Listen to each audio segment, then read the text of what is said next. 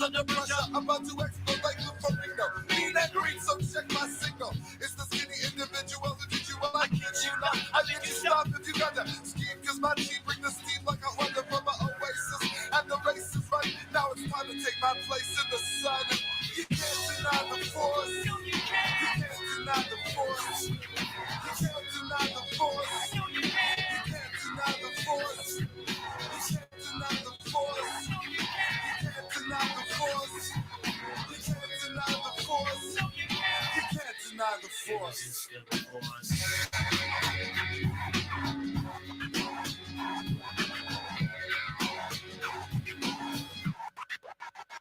Resistance is real.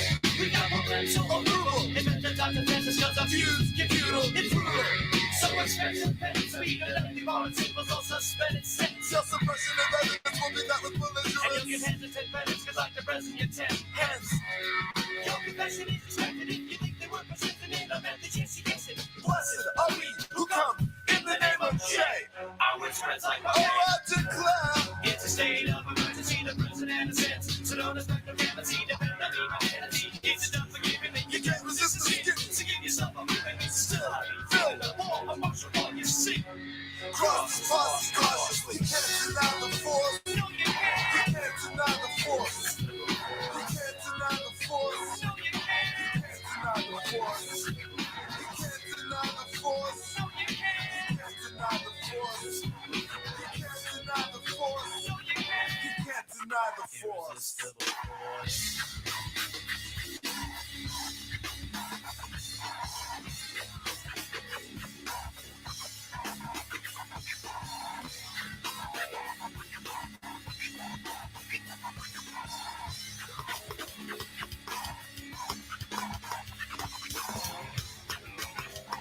It's like we're back in the studio. Los Angeles, 1997. That's a good analogy. Greg Gurwitz behind the controls. The spread.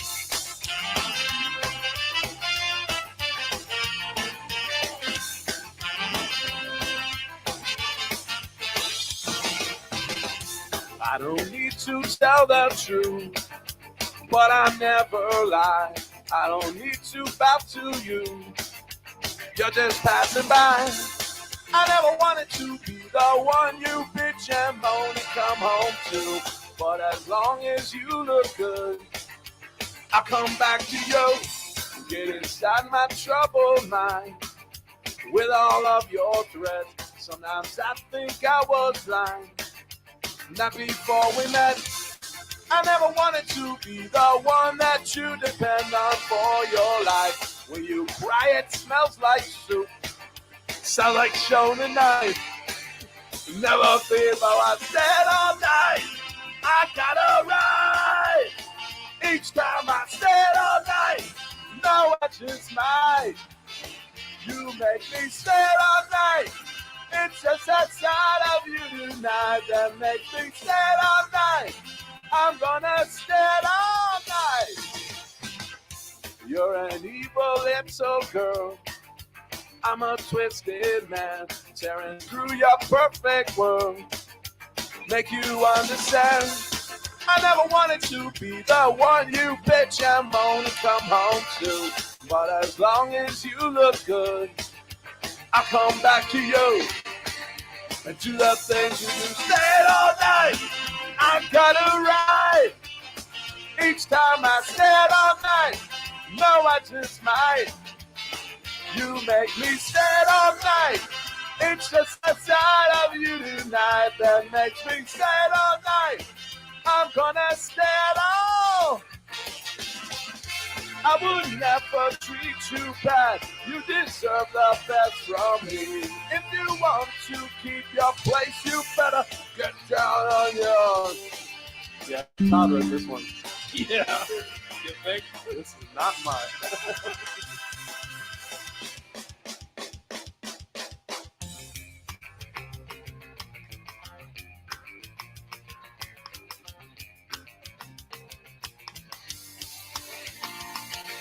Stand all night, I got a right. Each time I stand all night, no, I just might. You make me stand all night. It's It's just that side of you tonight that makes me stay all night. I'm gonna stay all night. Text the round robin. R.I.P. Todd. Questions, comments, wagers. Give us a reason.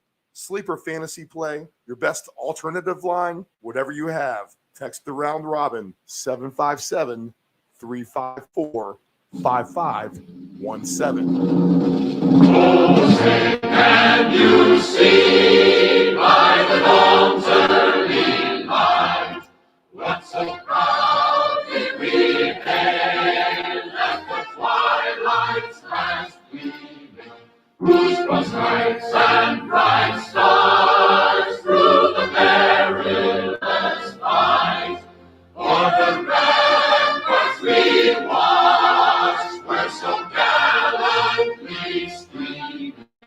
And the rocket's red glare, the bombs bursting in air, gave proof through the night that our flag was still there. Oh, take us that star-spangled banner yet wave, for the land of the free.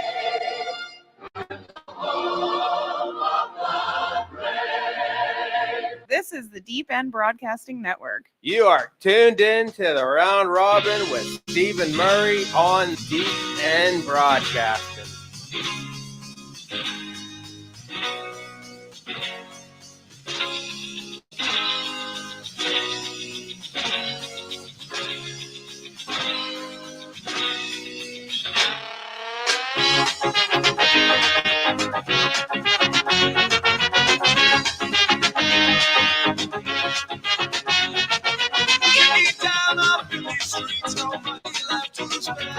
Still singing Bible night before my praise on the bed. Way up ahead, I see the crowd and flashing through the lights. I've run to see the college outside. All right, the round robin NFL Week 5 is on the air. I am Stephen Murray. This is the Deep End Broadcasting Network, live from our Chicks Beach studios in the lovely Virginia Beach, Virginia, the United States of America. It is just after 7 a.m. Eastern Standard Time here on the East Coast. The sun coming up a little later nowadays as we are a full 8 days here into October. And NFL Week 5 is upon us. Just like that, before you know it, we're going to be halfway through the season. We've passed the quarter pole at this point, and we are full on, and we should have a good idea of what these teams are all about now at this point. A lot of going on for sure. Baseball playoffs underway. Yesterday, 4 games. College football, nothing really to write home about there yesterday. Nothing too crazy happening with college football. No super upsets or anything like that. Baseball was fairly interesting. Phillies get it done over the Braves in game 1. They are just the kryptonite to the Braves in the postseason. They literally are. And Bryce Harper is a machine when it comes to postseason baseball. Astros get it done at home.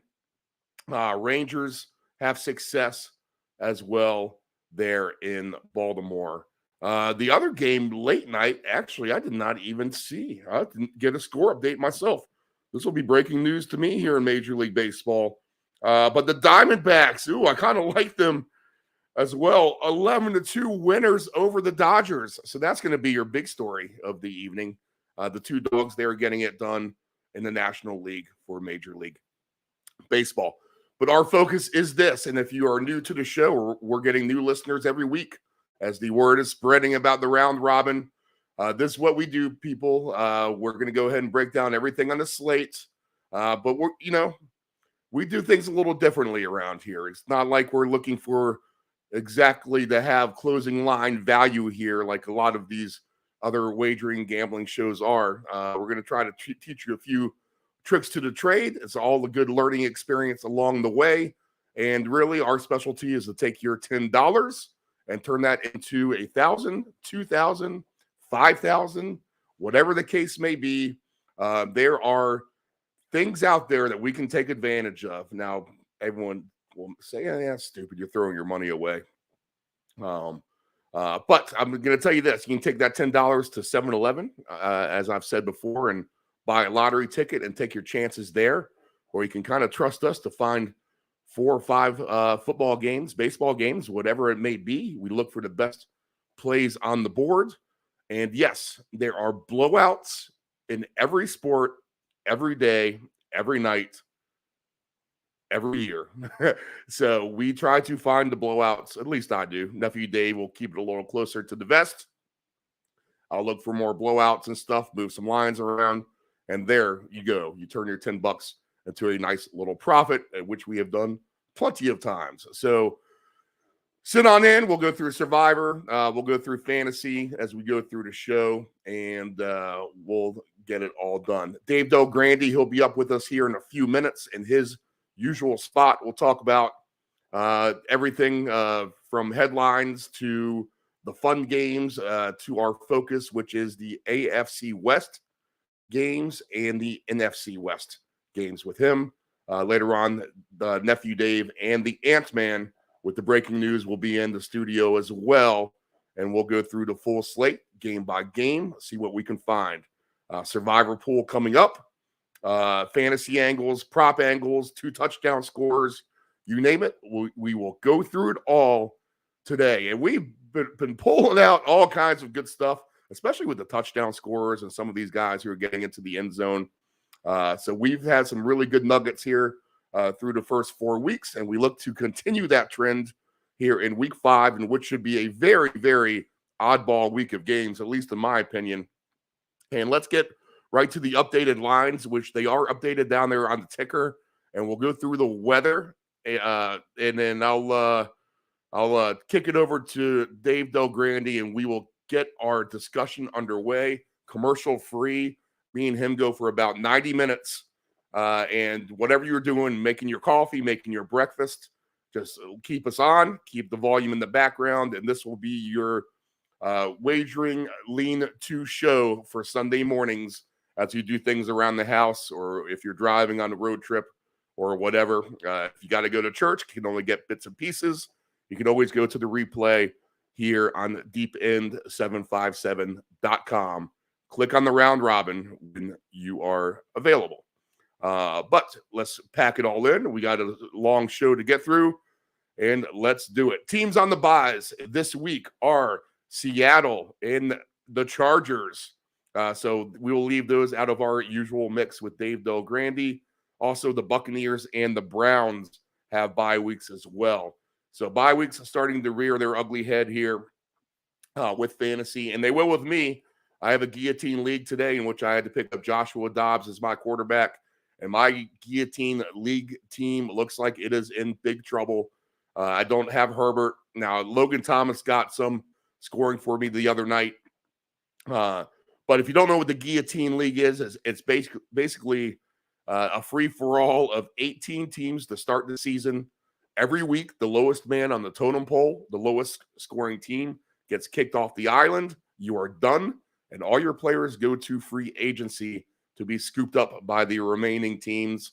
And I've been kind of surviving here at the bottom of the list. I am definitely projected to finish last with the roster that I have, just ravaged by injuries and non-productive players, really. But we'll look to hopefully survive somehow today. And whoever gets kicked out, hopefully they have a player or two I can claim on their waiver wire. In fact, I might be the only team ever, if I lose today, that no one's going to claim any of my players. That could actually be the case. All right, let's get through the lines and go through the slate because we have line movement. And, of course, again, on the ticker down below, all the lines are updated. The Bills and Jaguars in London, -5.5 and 48.5. Beautiful day in the UK. No rain expected. As we do your first look at weather here on the round robin at 7:15 a.m. Eastern Standard Time. Jags and Bills in London to play in Tottenham Stadium on a nice, beautiful day there. We'll be inside for the Texans and the Falcons. The Falcons -2.5 at the Mercedes Dome, over under 42 now, as that number has been tricking up there. Carolina is in another dome up there with the Lions, -9.5 for the Lions, over under 43.5. No weather issues there. Dome game again in Indianapolis with the Colts and the Titans. The Titans -2.5, over under 42.5. No weather to report there. A chance of showers today in Miami with the Dolphins and the Giants, so pay attention to that. Will that slow down these high-flying Dolphins?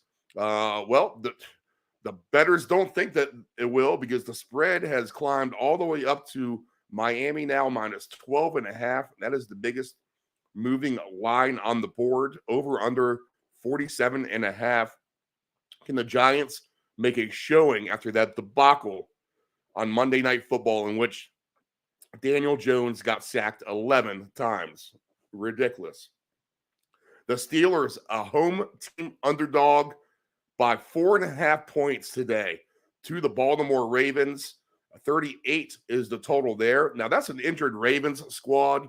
We'll have to get an update on Mark Andrews. Kenny Pickett looks like he is a go for the Steelers.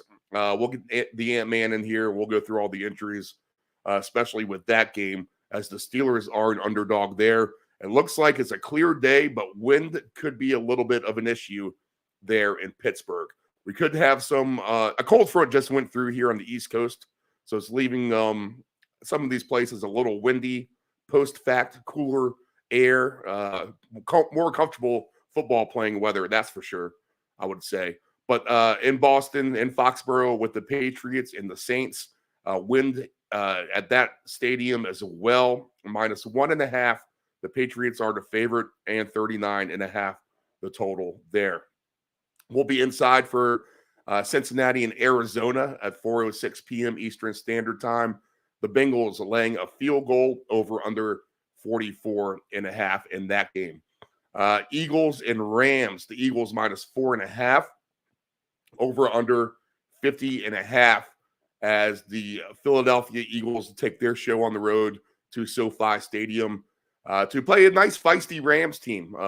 Matthew Stafford, the seasoned veteran at this point, leading the way for the Rams, the one-man gang, making these young players better. Can they hold it up today with Philadelphia coming into town?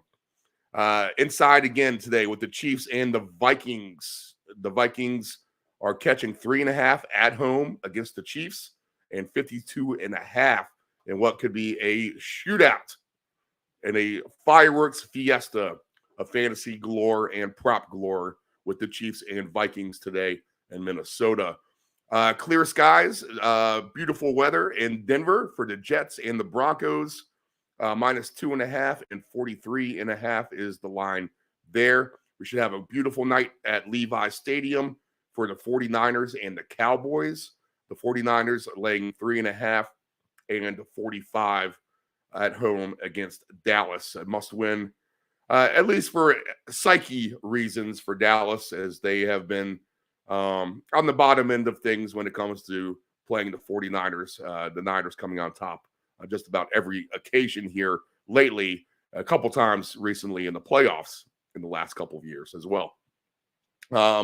Packers and Raiders will play Monday night indoors in Vegas. Raiders -1.5 and 44.5. All right, so that's your slate. The biggest line movement so far that we've seen is on that Miami game down there with the Giants, as the public and maybe even a sharp money all laying the wood to the New York Giants. And why wouldn't you, after their pathetic start to the season so far? Let's see here. Good game at 9:30. I'm looking forward to this. I'm going to use Bills for my survivor pick. I'll go ahead and throw that out there right now. I'll get Nephew Dave's thoughts on that when he pops in the studio. But if you need to get in an early survivor, you don't know which way to go. I mean, you have plenty of candidates. You have Detroit. You have Miami. It looks like is good candidates today. You'd be taking a chance, I think, on anyone else you'd really want to take which it's kind of including Buffalo. Tough spot for them going across the pond here to London. But I'm going to have faith that Buffalo is just the better team and will outclass Jacksonville at the end of the day.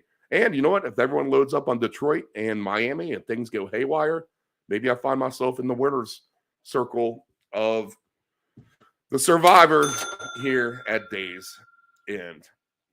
Okay, so with us now, he is with Field Level Media.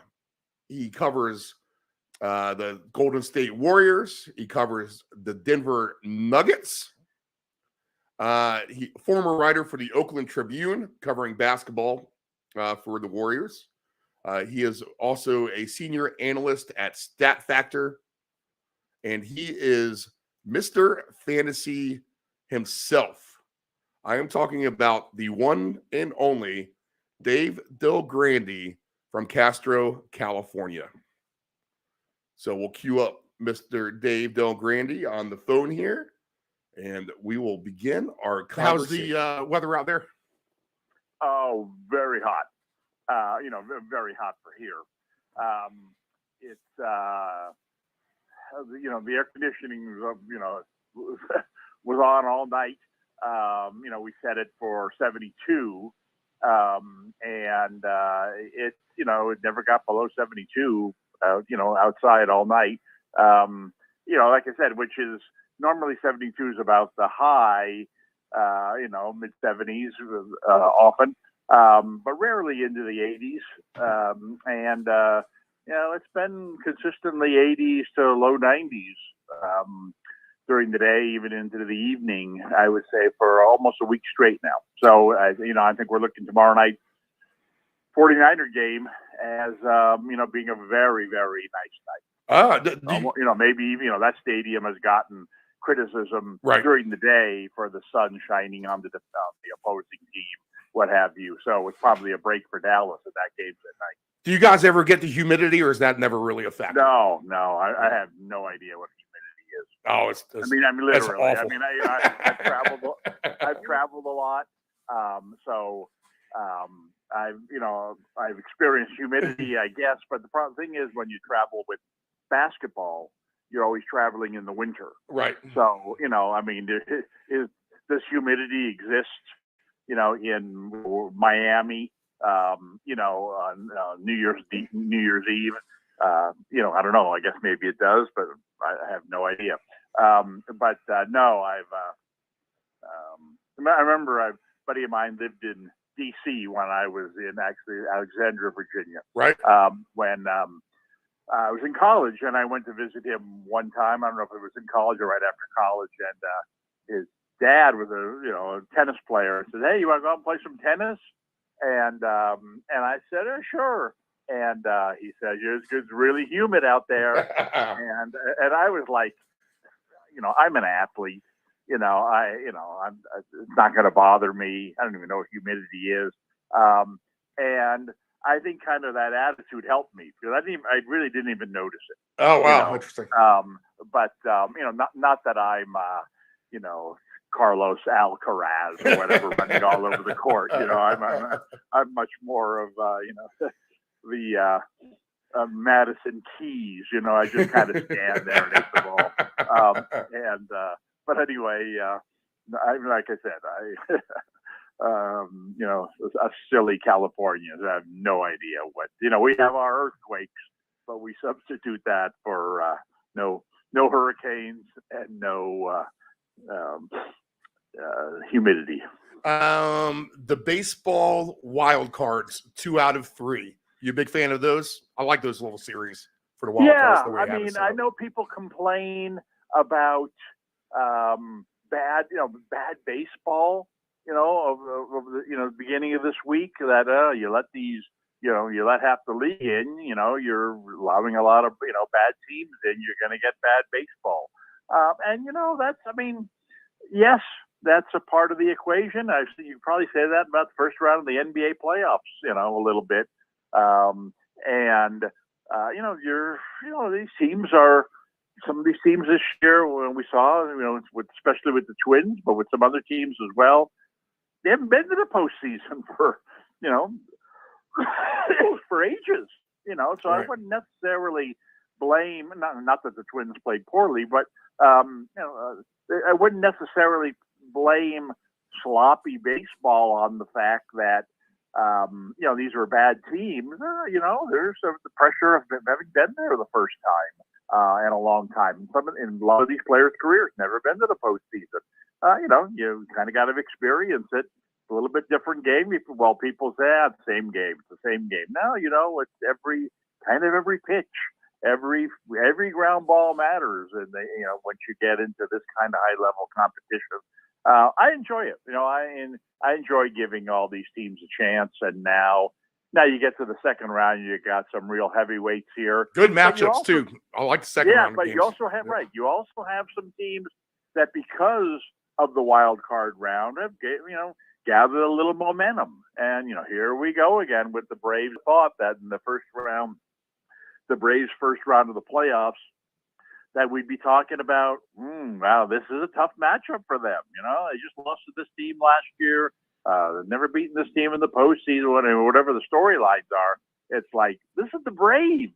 This is the team that nobody was touching all year, and yet you get into the first round of the playoffs, and because Philadelphia had a couple of nice games and their pitchers are rolling a little bit. Yeah, I think it creates a better matchup than if these same two teams had played on Tuesday, and I just think that Philadelphia's in a lot better shape now than they were then.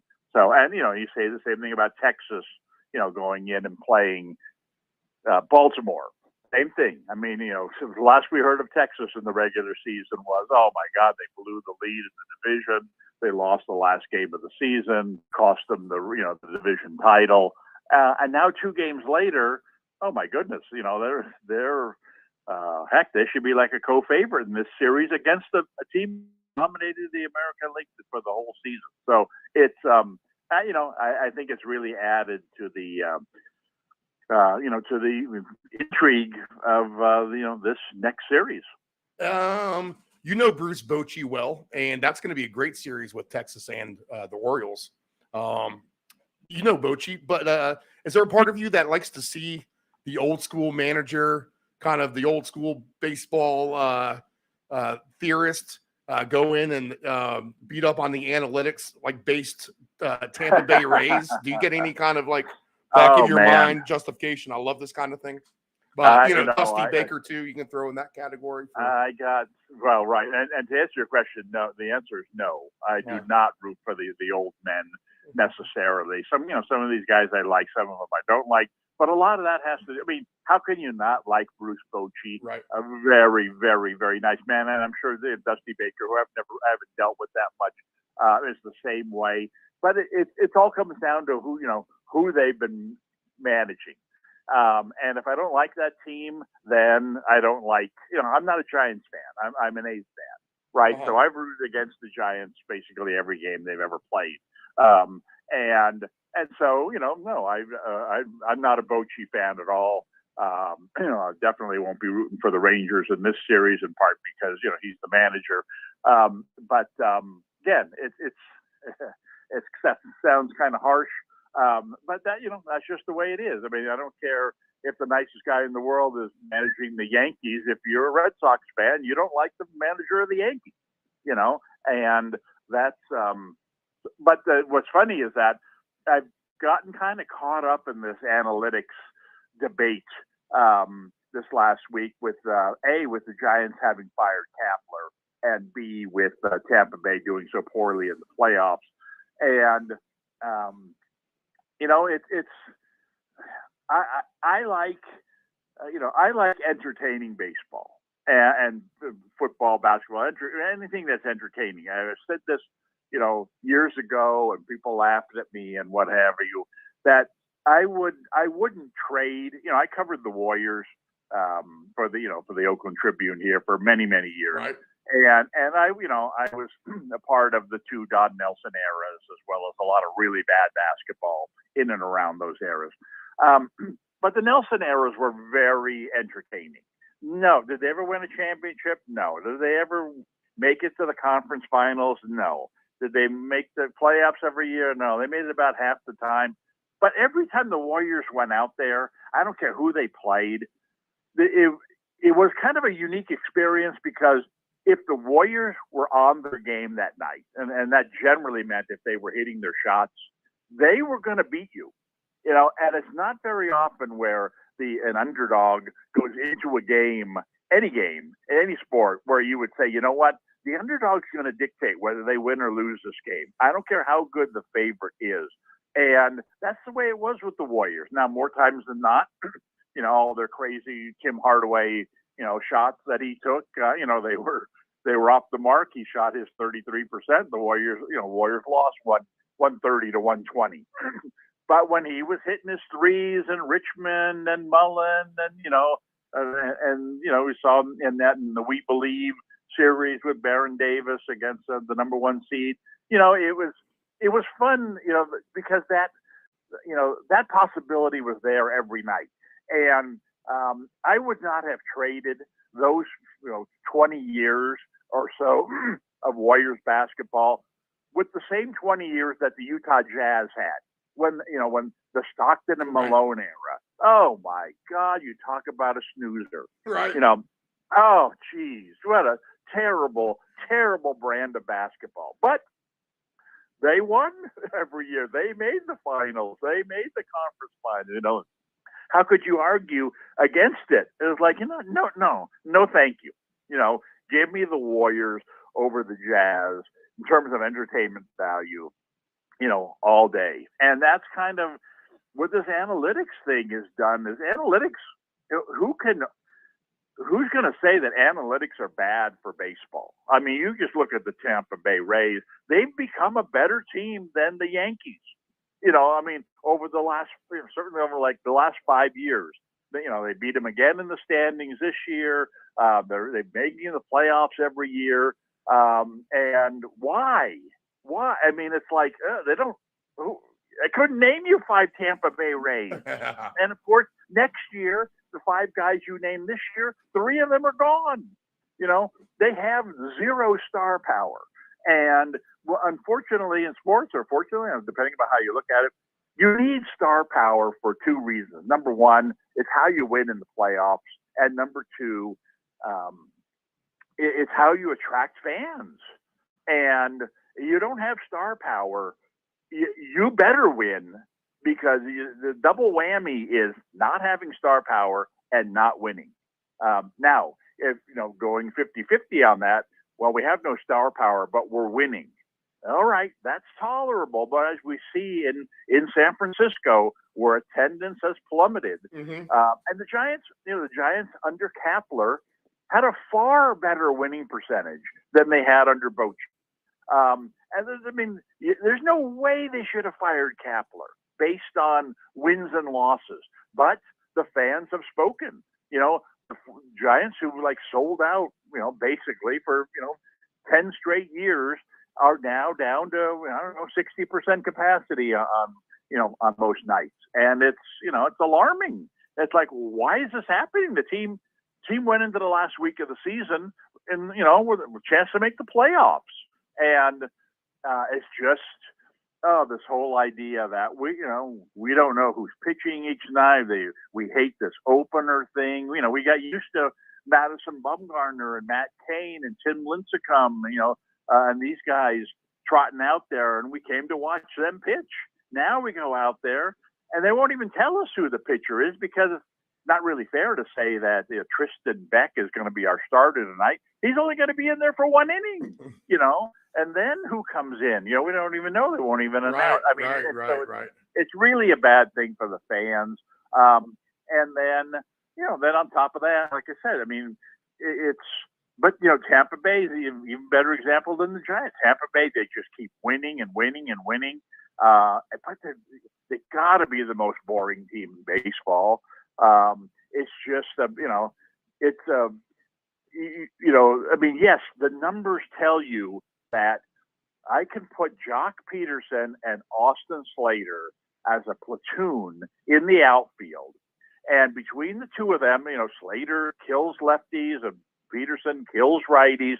And between the two of them, they're going to hit, 300 with 35 homers and 120 RBIs, and we're going to get them at $10 million total, right? Or we can have Aaron Judge, who's going to hit 270, with 40 homers and 120 RBIs. Well, which would we rather at 50 million or 40 million or whatever he's making? Mm-hmm. It's like, those numbers are very similar, and we're paying 30 million less. Well, any idiot would take, Peterson and Slater. Right. And it's like, and then you sit back and you think about that. Are you kidding me? Yeah. And what you're forgetting is that you put, yes, you might get lesser numbers out of Aaron Judge, but I'll tell you where you get bigger numbers is, at the merchandise aisle, at the hot dog stand, in your stand, you'd fill the stadium. The minute they sign Ohtani this offseason, if it happens, every ticket will be sold, for the next 10 years. I mean, that is what star power does for you. Does it guarantee that they're going to make the playoffs, that they're going to win any championships? No, but it does guarantee that it's going to fill the stadium. And filling the stadium, it helps you win, because not only, do you get a little excitement in the stadium, but it creates the revenue where now you can say, all right, now let's go after Trout. We're printing money here like the Giants were, for 10 straight years. We got so much money, we don't know what to do with it. Baseball's really doesn't have a cap. We can go out there like the Yankees and the Red Sox and all these teams have done for decades, and just, outspend the competition.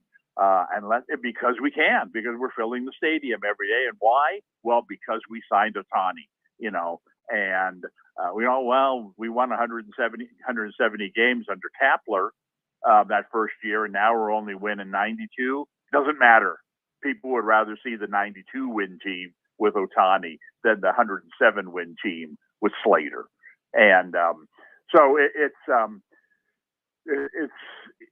so I've kind of flip-flopped on that. I used to think that, give me winners. If Kevin Cash should be the manager of the year every year based on what he does with the talent he has available to him. But it's, you get to this point, I saw with the A's for so many years, where the A's had a really good regular season, they had a really good regular season team, and you get into the playoffs, and game one, bang, there's Verlander, and we can't beat Verlander. We don't.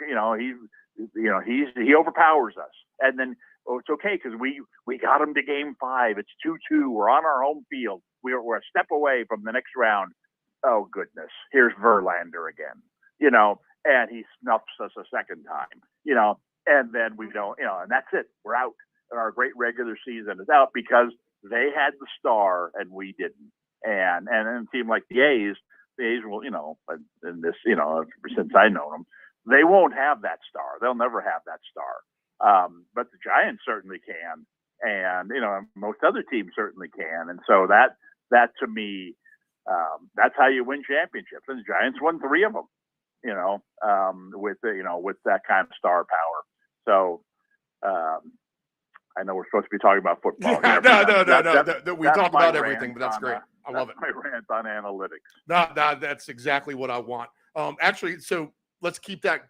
Well, it's not going to be on the analytics category, but I don't think you like this coach. I think that from our past conversations, and he's catching a lot of heat now, and his team has 0 star power. And we're talking about Belichick here. He's really kind of taking it on the chin. Of course, acts wear thin. People get kind of sick of it. And, Belichick's the kind of guy who's going to rub you the wrong way from the get-go. If you've hated him 20 years ago, you hate him now. But at the same time, people forget he was the architect who stopped the greatest show on turf. Still the defensive coordinator for those great Giant teams. Even that second Rams Super Bowl, that was 13-3 or whatever it was. It's not like Brady was knocking them dead in that game. And yes, Brady was the star power, and a lot of times he didn't have a lot of talent in the skill positions. He kind of played most of his career without he had Randy Moss, of course, who stood out a wide receiver. But after that, it's, a bunch of number threes. But Belichick's taking it on the chin pretty tough here this week. Your thoughts on Belichick? You cut him a break. You going to shovel some dirt on his grave here, too, at this point? Just give me a couple of thoughts on where he stands with the Patriots right now. Well, you have to respect. No, to answer your question, no, I'm not a fan, and nothing personal necessarily. It's just, I'm not a front runner. I'm not one of these teams that's going to root for the best team just because they're the best team. Right. I'm going to root against them every game they play because they're the best team. I don't want to see them winning again. And unfortunately, I like everybody else who rooted against New England for whatever 15 years, celebrated about 1 time out of 10 because they won about 9 out of 10. It's a very difficult situation. I understand. And it's very similar, in my opinion, to something that I know more about, and that is Popovich in basketball. Right. I think they're very, very similar people. Right. Now, Popovich, I happen to know well because Popovich was an assistant coach for Nelson, for a couple of years here, when Weber was here. Oh, okay, yeah. Yeah, so I got to know him, and see what he's all about. And he's exactly, off the court, he's exactly what he's like, when you see him on the court. He's a very militaristic, very stern, father and husband and what have you. But you know what? I got no problem with that. I respect that. And then, he shows up, he treated me like, whatever you would call the lowest level of, military person. Right. I didn't have to say yes, sir, to him or anything, and so we got along really well. He's always been very friendly to me. I can't tell you the number of times where, and since then, when I've seen him in one of his infamous press conferences, or which more often we tend to see this when you watch on television. You tend to see him on during the playoffs. They put the coaches on the stage. The media's all seated in front of them. It's like a lecture hall. But more often than not, following a game, the coach's office, like at the Coliseum here, are so small that they bring him out into the hallway. And then the media, sometimes 5 people, sometimes 10, sometimes 30, crowd around. And what's Popovich have to say tonight? And then he goes into his, that's a stupid question, kind of routine where, he right. intimidates the people asking the question. I can't tell you how many times in those situations he would glance over to the side and see me and wink. Like, interesting to know. Yeah, that's cool. I'm just putting on a show here. Yeah. I'm not really this bad a person, but, and so, I've always, there have been times where I've thought, what, he needs to retire. He needs, let some, you've had the Duncan era, you've had all these championships. I think at one point he said, when Duncan, people asked, when are you going to retire? And I think he said, well, when Tim decides he's had enough, then I've had enough. And unfortunately that didn't happen. And again, I'm not even sure if I should say unfortunately, because look what he's lucked into now. Right.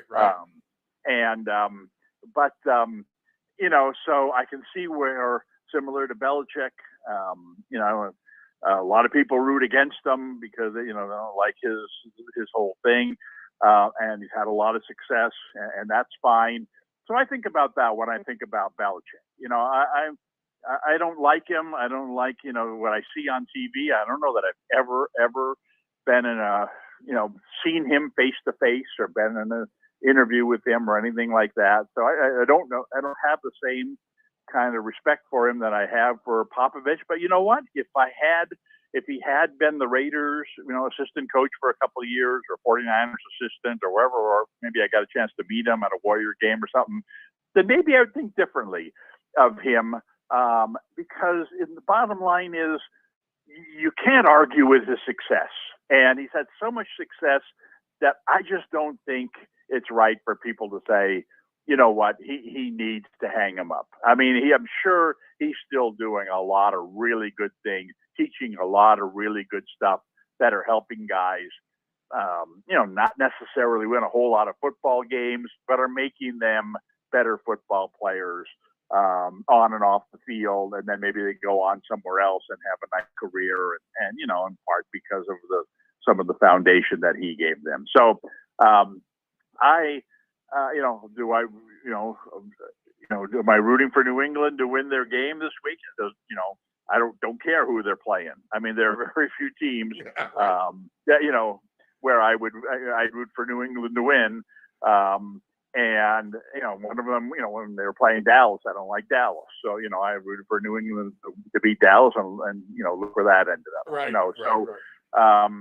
So I think that's, I just hope he's smart enough to realize when the time is right to get out. And maybe that time has already come, but hopefully it will come soon. Okay. Let's talk about Thursday real quick. Nice to see the Bears kind of breaking out on offense here, especially DJ Moore. Have you got any is that any of your fantasy stuff that you have going on? You know what? There's I'm going to you're gonna laugh. Okay. I'm going to attribute this to the fact that I made 2 astute draft picks. I didn't force this. I didn't realize this had happened. So I looked at my roster afterward. I may have mentioned this on a show earlier. But this is the Taylor Swift effect of fantasy football this year. Is I've got Taylor and I've got Swift on my team. And because of that, nobody's touching me. I have never, ever, ever been so lucky. You complain in fantasy football, and I have complained as much as anybody. Oh, bad luck. Last year I must have lost 3 or 4 games by 2 points or fewer, and it's just, oh my God, not again. And guess what? Opening night this year, I'm losing by 0.8 of a point, right? When Buffalo punched the ball to the Jets, and I have the Jets defense and special teams. Right. What I needed at that point was for the Jets to get a sack. I needed Buffalo to have the ball and sack Allen, and I get a point. I take the lead, end the game, and I win. But no, they didn't get to him. Instead, they forced a punt, which is the worst thing for me, right? It's like, I don't want the Jets to have the ball. I don't want them to score the winning point because then I lose by 0.8 of a point. And here we go again. And lo and behold, they returned the punt for a touchdown. And I'm the lucky winner. Well, here we are. Now fast forward to this week. Where my team has won every game. I mean, I have the best team I've ever had in terms of points scored. I mean, if it's not Keenan Allen and Mostert scoring 40 plus points, 2 weeks ago, it's McCaffrey. I mean, I drafted 5th. I should not have gotten Christian McCaffrey. We talked about this on the show. Yeah. Drafting 5th, I was going to take Kelsey. Because and you even said it before it happened, right? I mean, right. Jefferson and McCaffrey and Eckler were all going to be gone, and then then the guy who drafted 4th didn't really matter who we picked unless he took Kelsey. Then I was screwed because then my strategy was foiled. But I thought drafting 5th would be perfect. Lo and behold, I landed on the 5th pick. I thought, oh man, this is great! Exactly where I want to be. And then. And there go the picks, and then pick because I want to say, well, Jefferson went, and then Eckler went, and then Chase went, and then and I thought this is great because now the 4th guy's going to take McCaffrey, and then I'm going to get Kelsey like I want, and the 4th guy took Tyreek Hill, and I thought, oh my goodness, I've been planning all along to take Kelsey, but McCaffrey just fell on my lap. I can't say no to McCaffrey. What's he doing here at the number 5 pick? So I took him, just totally by luck. and and then he and ends up he's being destroyed so far it, yeah, this yeah, monster. yeah. So I'm having this great season. So we fast forward to this week, and DJ Moore is my my three receivers are AJ Brown, Keenan Allen, and DJ Moore. Well, DJ Moore's terrible, right, for a couple of weeks, and so I bench him. And I actually played Pickens 1 week, and then I played Thielen, last week against Minnesota. Right. These are not great options, but Moore's terrible, right? But Moore last week showed signs of life. Okay, Yep. This is good. And now this week, here we go, and I got, but my team. Where I started the season thinking, well, I'm always going to play a wide receiver at flex. This is the way you win fantasy strategy, right? But I've lucked into these running backs. I have McCaffrey, but I also have Swift and I have Mostert, right? And I have I have White, who's been decent. I have whatchamacallit, the guy from the Colts who's been filling in. Right. I'll have to pull him up. The guy from the Patriots. I can't think of his name, but he's done really well. All of a sudden, I got this. It comes down to, well, I'm playing McCaffrey, and I can only play one back. Do I play Swift or do I play Mostert? Like how to play them both? I mean, they've both been great. So, and fortunately, because Moore's done so poorly, I'll just put one in the flex position. So I've been able to get them both in the lineup. Well, and I probably would have done the same thing this week, except that Keenan Allen was on a bye. And Keenan Allen, one of my top scorers on a bye. Normally you think, oh boy, that's not good. How am I going to make up for that? But in this case, it was like, well, Redskins have been giving up a lot of points. I'll give Moore a shot. Yeah, nice. There you go. There you go.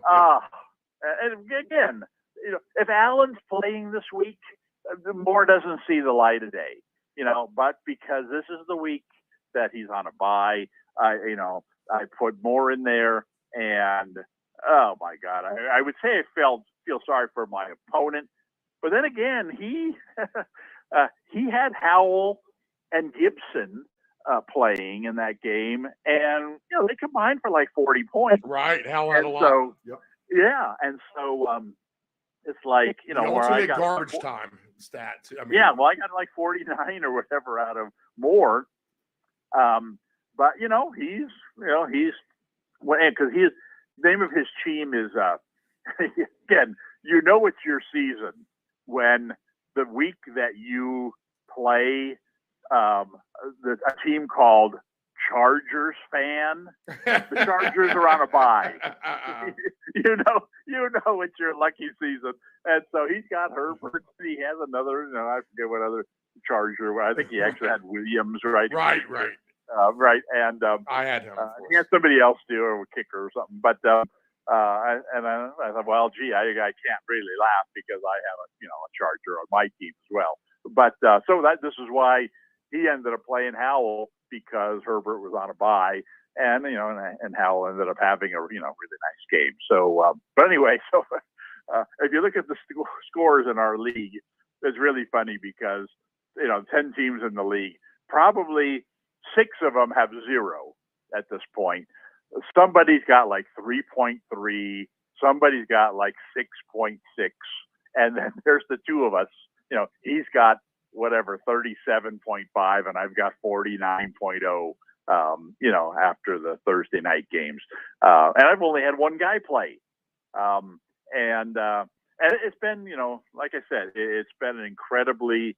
I blame it, I credit Taylor Swift completely. Jonathan Taylor hasn't played yet, and he's having an impact on my team. So yeah, that was an interesting game. I loved what I saw from the Bears in terms of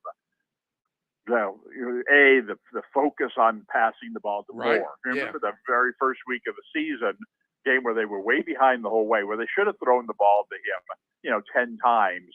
I think he got either 2 or 3 targets. I said, how in the world is this even possible? I would have sworn that he had gotten injured in the first quarter.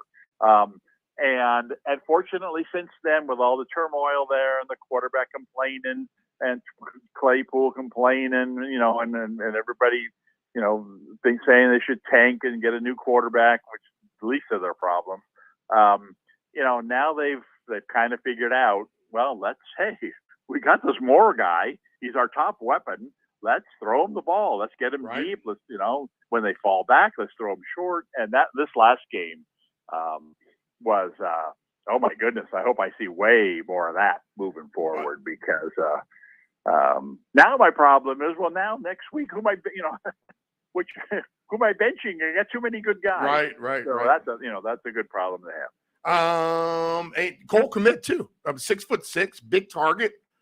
He kind of opens things up a little bit for Moore, especially if they're going to keep feeding him the ball. And Fields doesn't really throw as bad as a pass as people kind of criticize him for. He has a nice little zip on there. In fact, one of the scores last week against Denver on the rollout was really, really nice. I think that was to Kmet. But Kmet's making a name for himself too, a little bit of tight end, isn't he? Well, absolutely. And the thing about Fields that I liked last year he had a couple of really big games. And these were games generally where he ran a lot. But what I like about Fields is, even when he runs a lot, he isn't one of these quarterbacks that looks for one receiver, not open. Oh, I'm just going to put my head down and plow forward. He rolls out, and as he's rolling out, like you said, he throws a really nice ball on the run. And this is a really good thing in general in football, when you can get outside the pocket, and now every receiver in the league runs like a 4-3, right? And I mean, this is the Mahomes to Tyreek Hill, history, is that Mahomes escapes the traffic. Look who's streaking across the field on a pattern he's not even supposed to be running, but nobody can run with him, and now he's 20 yards in the open, and Mahomes throws the ball and Hill catches it, and another touchdown for Kansas City. This is one of the reasons I thought Moore would have a big year this year. You know what? Fields is going to get outside the pocket, a lot of broken plays. Moore's the type of receiver that can break it off, get open down the middle of the field, throw him some deep balls. And as we all know, even that first touchdown pass that he caught that last game on a 70-yarder or whatever it was, you know what? I would have, the lights could have gone out, and I still would have had a nice game from him. And one catch can make that kind of a difference in fantasy. But anyway, my point is, he doesn't, he runs, which is good in fantasy, but he also throws from outside the pocket really well. And if they had better receivers, then I think he'd be able, he'd find more guys down the field. And of course, they have very little running game. And so he doesn't get a whole lot of offensive support. What he needs is his line to be good. And his line, apparently, I haven't seen a lot of Bears games this year, but apparently the line has been terrible. But in this game, they were great. And what it gave him time to, what impressed me in this game, how many times did we see, and I thought TV did a really good job of showing this, where he's looking down the middle of the field for somebody, the safety sneaks over there, and next thing you know, he turns to his left and he throws the deep ball to Moore, and the safety's not over there anymore, and Moore's standing behind the defensive back. And I mean, just, the classic look off the defense that, veteran quarterbacks do well, and these young guys generally have no clue on how to do it. I just thought that he got some guys open in that game, that really made a difference. And I was just, I was impressed by that as much as anything else that he did. I just thought that was a really good performance. Now, like I said, is it sustainable with that type of offensive line, with no running game, and basically without a second or third wideout? That's the problem. I don't know the answer to that. Man, I'd love to see them acquire Jonathan Taylor in a trade. Right. Now put him back there, with Fields, and keep the defense a little more honest. Because like you said, they got Kmet, who's he'll get open behind the linebackers if the linebackers have to respect the running game. And then, of course, you've got this great wideout as well. So, but I've been looking for the right spot. Moss, by the way, is the running back for the Colts. Right. I've been looking for the right spot for Taylor to get traded because selfishly, Taylor might do really well for the Colts, but I'm basically going to have to waive Moss. Yeah, he's going to be totally useless if Taylor's on the team. But Taylor gets traded, then you get the best of both worlds. You get to keep them both. So I'm looking for that right spot for him to land, and hopefully that happens. Overall, since the beginning of the season, here we are a week into October. Who would be the most pleasant surprise team-wise, fantasy-wise, so far from what you've seen? Maybe the team or the player, like, oh, okay, I didn't see that coming. They're having a really nice season. Good for them. They can actually do some damage now. Anyone stick out to you? Well, sure. Several teams do. I think Miami, even after what we saw last week, I think Miami to me has been the most pleasant surprise because so much of the expectations on them coming into this year revolved around Tua. He's had concussions. Can he really be trusted? If he can't play, then that's going to take down Tyreek Hill. That's going to take down Waddle. They don't have much of a running game, and then plus also when you looked at the division where, of course, you still had Buffalo there, now all of a sudden the Jets, were there as a serious contender. So, this could be a bad, if Tua's not, with it anymore, and, this could be a very disappointing year for Miami. And yet, look where they are. I mean, they are, in my opinion, again, even after last week, they are the must-watch TV of any NFL team. I've read a lot of stories about how the flex, the national TV schedule this year is terrible. Right? They've got all these games. Oh man, what a disaster! They've got all these Broncos games and all these Bears games, and a bunch of these teams that are just really struggling.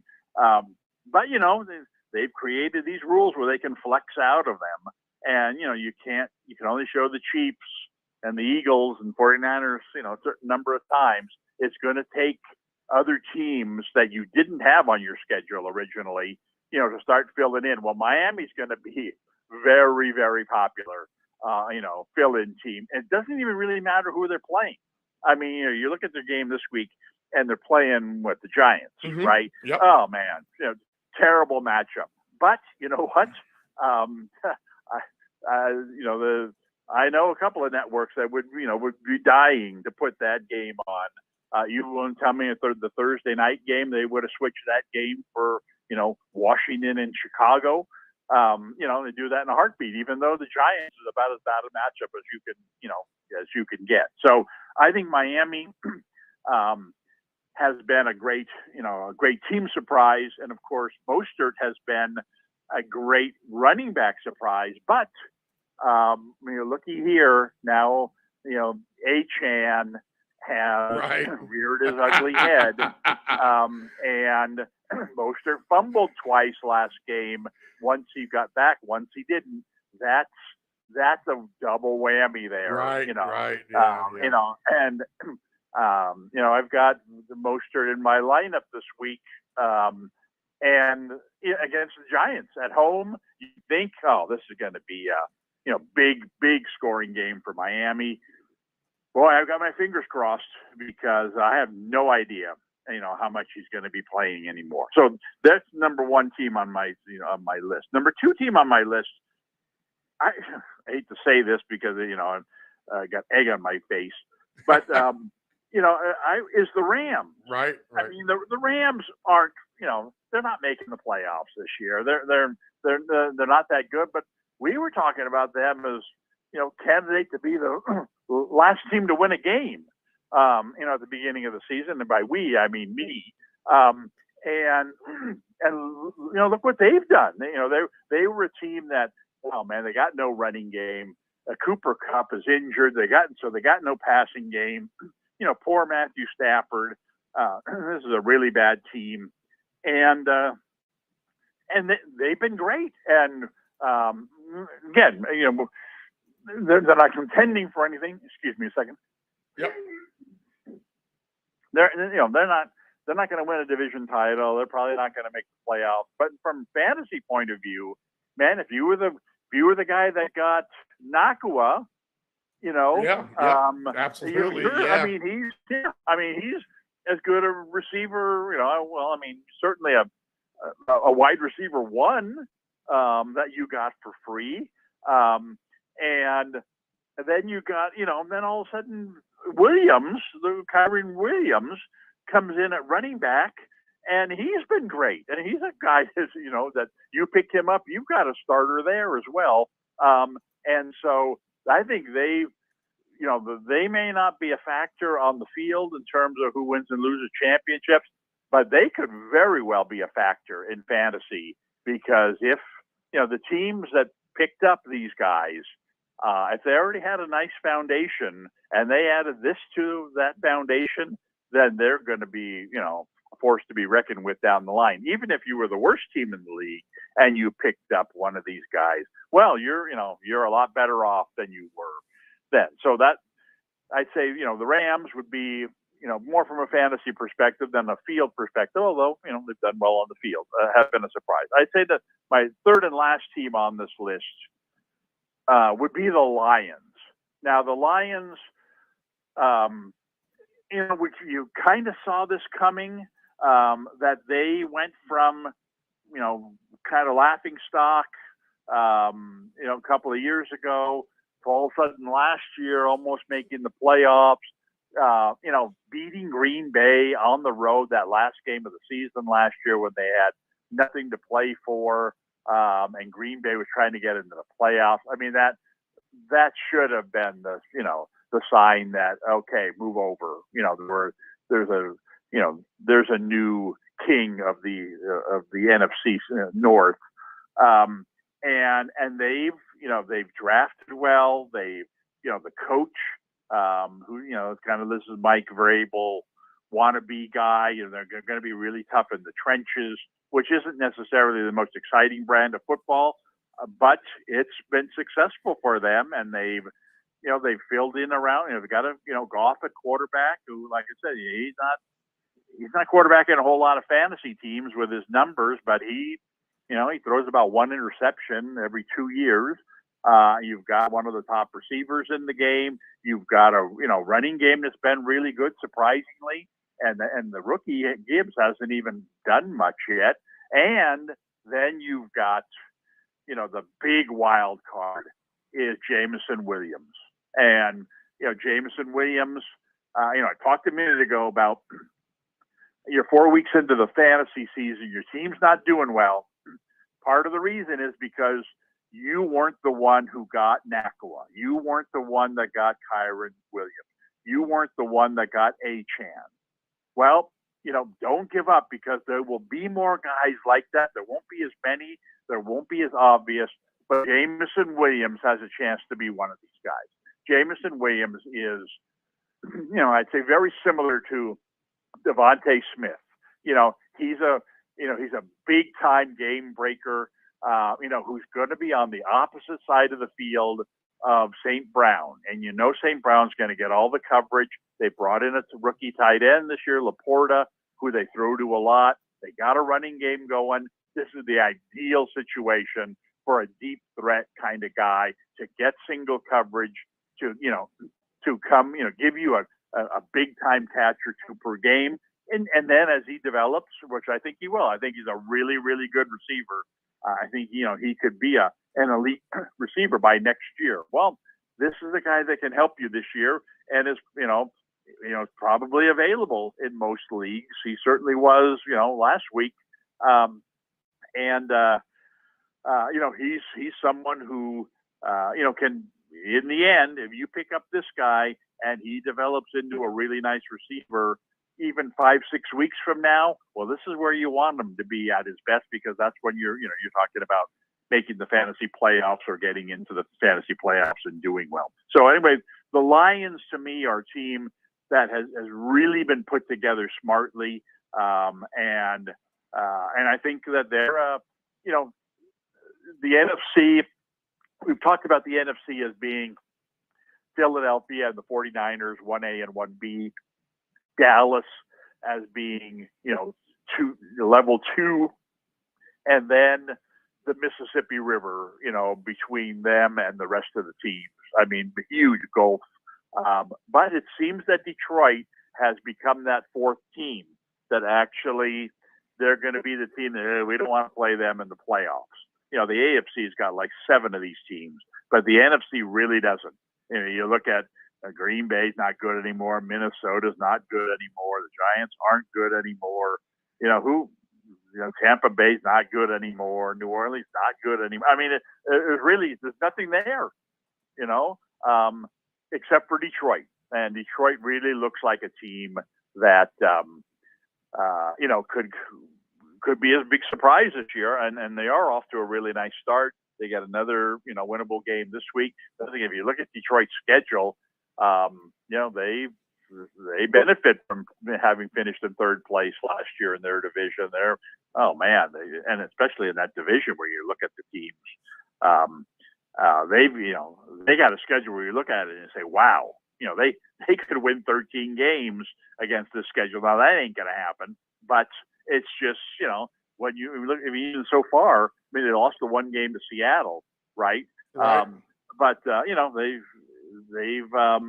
playing Carolina this week. They played Atlanta last week or 2 weeks ago, whenever it was. I mean, they play a lot of bad teams, and in their division, would it shock anybody if they went 6-0 in their division or 5-1? Against that quality of team that's in their division. I mean, something that Green Bay has basically done for 15 years. We know we're going 5-1 in our division this year because we're sweeping Detroit, we're sweeping Chicago, and maybe even if we split with Minnesota, it's nice to know you start the season 5-1. Well, now Detroit has kind of become that team. Maybe they're a year away from really, really establishing that, but they're maybe not. I mean, they look very good. So that's Miami, the Rams, and Detroit. That's the 3 teams that I would point out. Would Detroit be your survivor pick this week? I'm sorry, I've eliminated myself from that competition for having given poor choices before. But yes, they're. I mean, I'm looking at the schedule. I think that they do stand out. Yes, and they're a team. If you're in one of these survivor pools where you can only use a team once, it's a perfect type of team, because I'm sure you went into the season, you never thought, well, I'm going to use Detroit, within the first 5 weeks. But it's kind of a freebie. I don't have to use the 49ers. I don't have to use Philadelphia. I don't have to use Kansas City. I'm using Detroit. Am I crazy? This is a perfect time for it. Okay. And I got to go to my phone now because I got some blocker up here on my computer. So let me queue up my NFL lines a little bit better. And let's go ahead and get into our slate, because I will transition Survivor into my pick because I have one left. And this is going to the well maybe one too many times for sure, because Buffalo has had a terrible time playing Jacksonville. But in my mind, Dave, and we'll talk about this game-wise too, the spread minus 5.5, 48.5, and this game is in London. It is the 9:30 a.m. Eastern Standard Time game. I think it's on ESPN Plus again. Maybe it's NFL Network. I'd have to check. But the Bills and Jaguars, I could see this being a little bit of a revenge spot. And last week was the statement game for the Bills, but maybe they want to just kind of really plant the flag into the AFC. We belong here at the top 2. Jacksonville playoff team from last year. I fully expect Josh Allen and company to outclass Jacksonville here. So I'm going to use them as my survivor. But I can see a lot of points in this game as well. Now, you mentioned Buffalo's defense. They're great, and they are up there. They are ranked defensively number 4 overall. But the Jaguars, they're going to have their hands full with that Buffalo offense. I think Buffalo definitely gets their points. How do you see this game playing out, potentially?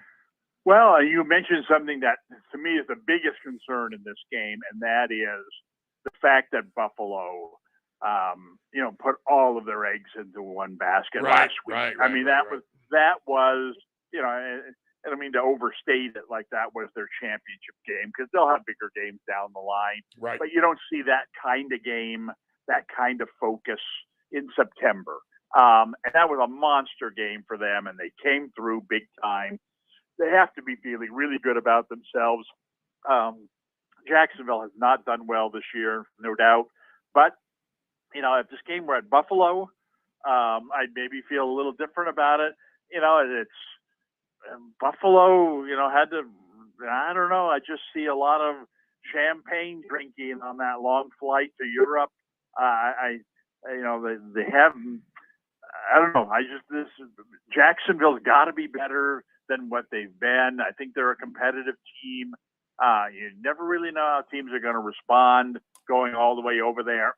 I just think that Jacksonville has the psychological advantage going into this game. Yes, they do. And, for that reason, it's as you indicated, it's just very hard to support Jacksonville at this point based on, on what they've done. But a part of that is that expectations maybe got a little too high for them.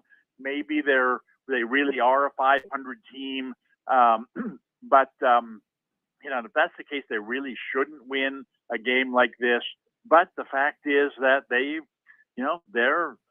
a 500 team. I mean, they're a decent team, neutral site, weird conditions, a team that's a little into, too over itself. I don't know. I'm gonna shy away from this game all the way around. Interesting. Okay. So fun to watch here, at least anyway. At least we have something to watch. Okay. I'm trying to find another fun game for the 1 o'clock, and it's a little bit of slim pickings here. Do you have any of the 1 o'clock games in mind that we don't usually talk about? Could this Tennessee Colts game somehow be high scoring? Well, I heard someone make a case for that one. To me, Houston Atlanta is going to be the fun game. Okay. But yeah. because Houston been surprisingly good, especially on offense. Yes. We've talked about this before. Something about Atlanta's home game that turned them into the Braves. All of a sudden they're scoring points. I mean, I think that game has a really, really good chance of being a high scoring game. And who would have thought that, you'd ever be saying, well, yeah, you want to get 2 or 3 different, Texans into your lineup this week in a road game. Houston has a bad run defense too. So that's playing into Atlanta's hands for sure. Well, absolutely. And Atlanta's got a bad pass defense. Right. I mean, it's just a perfect matchup for, strength versus weakness. 41.5 is the over-under. Yeah. What's it? 41.5. 41.5. Wow. So that's low hanging fruit. Yeah. I mean, I really thought that, you could have said 51.5 in this game. And it wouldn't have shocked me. That's, they're giving money away there. I'm sorry. They're just they're flat out giving money away on that too. But the Tennessee and Indy is interesting in my mind, for one reason only, and that is, what are they doing with Taylor? He's back at practice. He looks good. He hasn't played obviously in a long time, coming off a serious injury. But Indy is, they think they're kind of like the Rams, we're a little better than we thought we'd be at this point. Who would have thought that we go into this game saying, this is a big game for us? This is a division game. We can knock off one of the top teams in the division, maybe even the top team in the division, and then we're right up there, and we're getting our star running back, our quarterback. We like him. This is a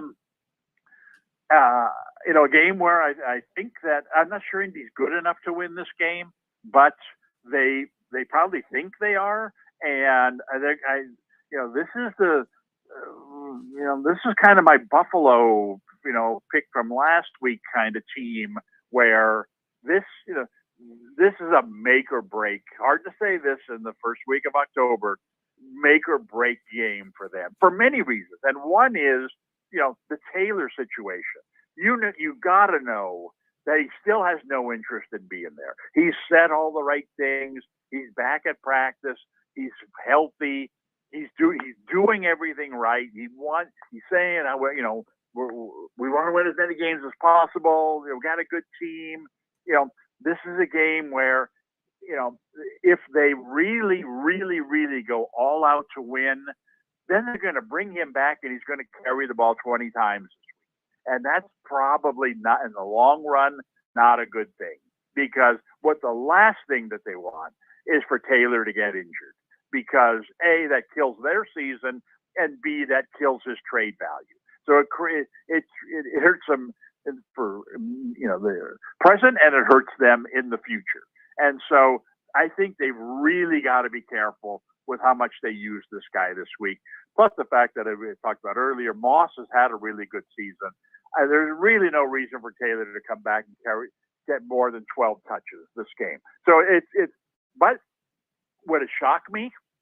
They get an early lead. They think this is great. We're going to win this game. We're going to be first place in our division or whatever it is. Let's just keep running Taylor. They can't stop him. And next thing you know, he's carried the ball. We saw this with Moss. Moss carried the ball 30 times in one game, if I'm not mistaken.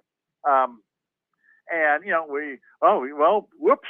Taylor carried the ball 25 times, for 125 yards. He's back. Well, yeah, his back is probably killing him, for the amount of times you use them in the very first game. Are you kidding? It's kind of like we got Kershaw coming back from an injury. We're gonna take it easy with him. And then you look up and he pitched 8 innings. Right. Like, no, this is not good. Right. I know he was pitching good, but good luck, getting him, wheeling him out there for his next start. And so I'm very interested in seeing that aspect of this game. Because I still believe, like I said, Taylor wants to be traded, and he wants to look good. He's doing his best to say the right things. He wants to come out, and the sooner, he can come out and establish the fact that, hey, look, I'm the best running back in the league. I have been for the last 3 or 4 years. I was a little injured last year. I'm not injured anymore. Start making your offers. And then, at that point, all it takes is, Christian McCaffrey, to sprain his ankle or break his leg or whatever. And the next thing 49ers are offering, the 2 first-round picks to get, Jonathan Taylor on their team. And so, is all that going to happen this week? Probably not. But, it's going to be kind of fun to watch and see, all these things. How much are they going to use them? Can they really win this game? Will another running back in the league get hurt? Will the Colts winning this game impact their interest in trading him? They win. Hey, we're going places. We're going to keep him. Probably a bad idea. And certainly not what Taylor wants. But if they lose and he has a big game, it's probably the best thing for him. So, and it's just, to me, kind of fascinating, the possibilities, engulfing him this week. So, the game itself, it's like any other game. If we were going to show a game on, if they were going to show a game on TV, I'd like to watch it. I'd like to see how he does and what he's looking like. But you're right. You look at most of the rest of these games, Carolina and Detroit, I mean, that's really got a chance to be a very, very low scoring game. Right. Very low scoring game. And I mean, Carolina, I'm not sure that they can put up 10 points in that game against Detroit's defense, and Detroit, the way they're running the ball, they can suck the clock. And the Giants in Miami, we already talked about that game. That's only interesting because I want to see how big Miami bounces back.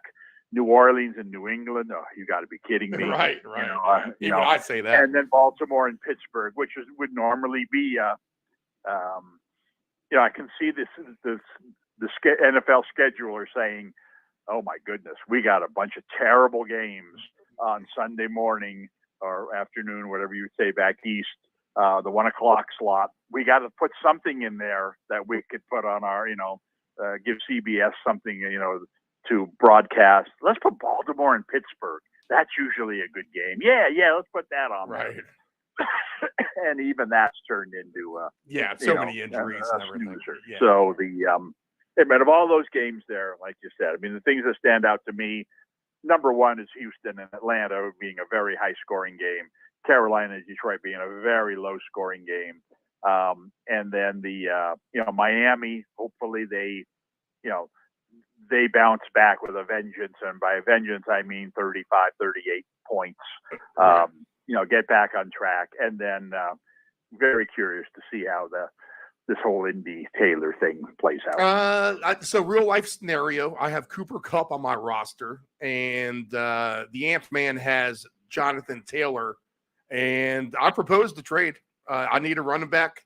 He needs a wide receiver. It's kind of a unknown and a gamble either way. Is that a fair trade, or is that slanted one way or the other? Well, I would say that today, sight unseen with Taylor, I would say that Kupp has higher value. Right. I would agree right now. Yes. But at this point next week, we'll have a much better idea.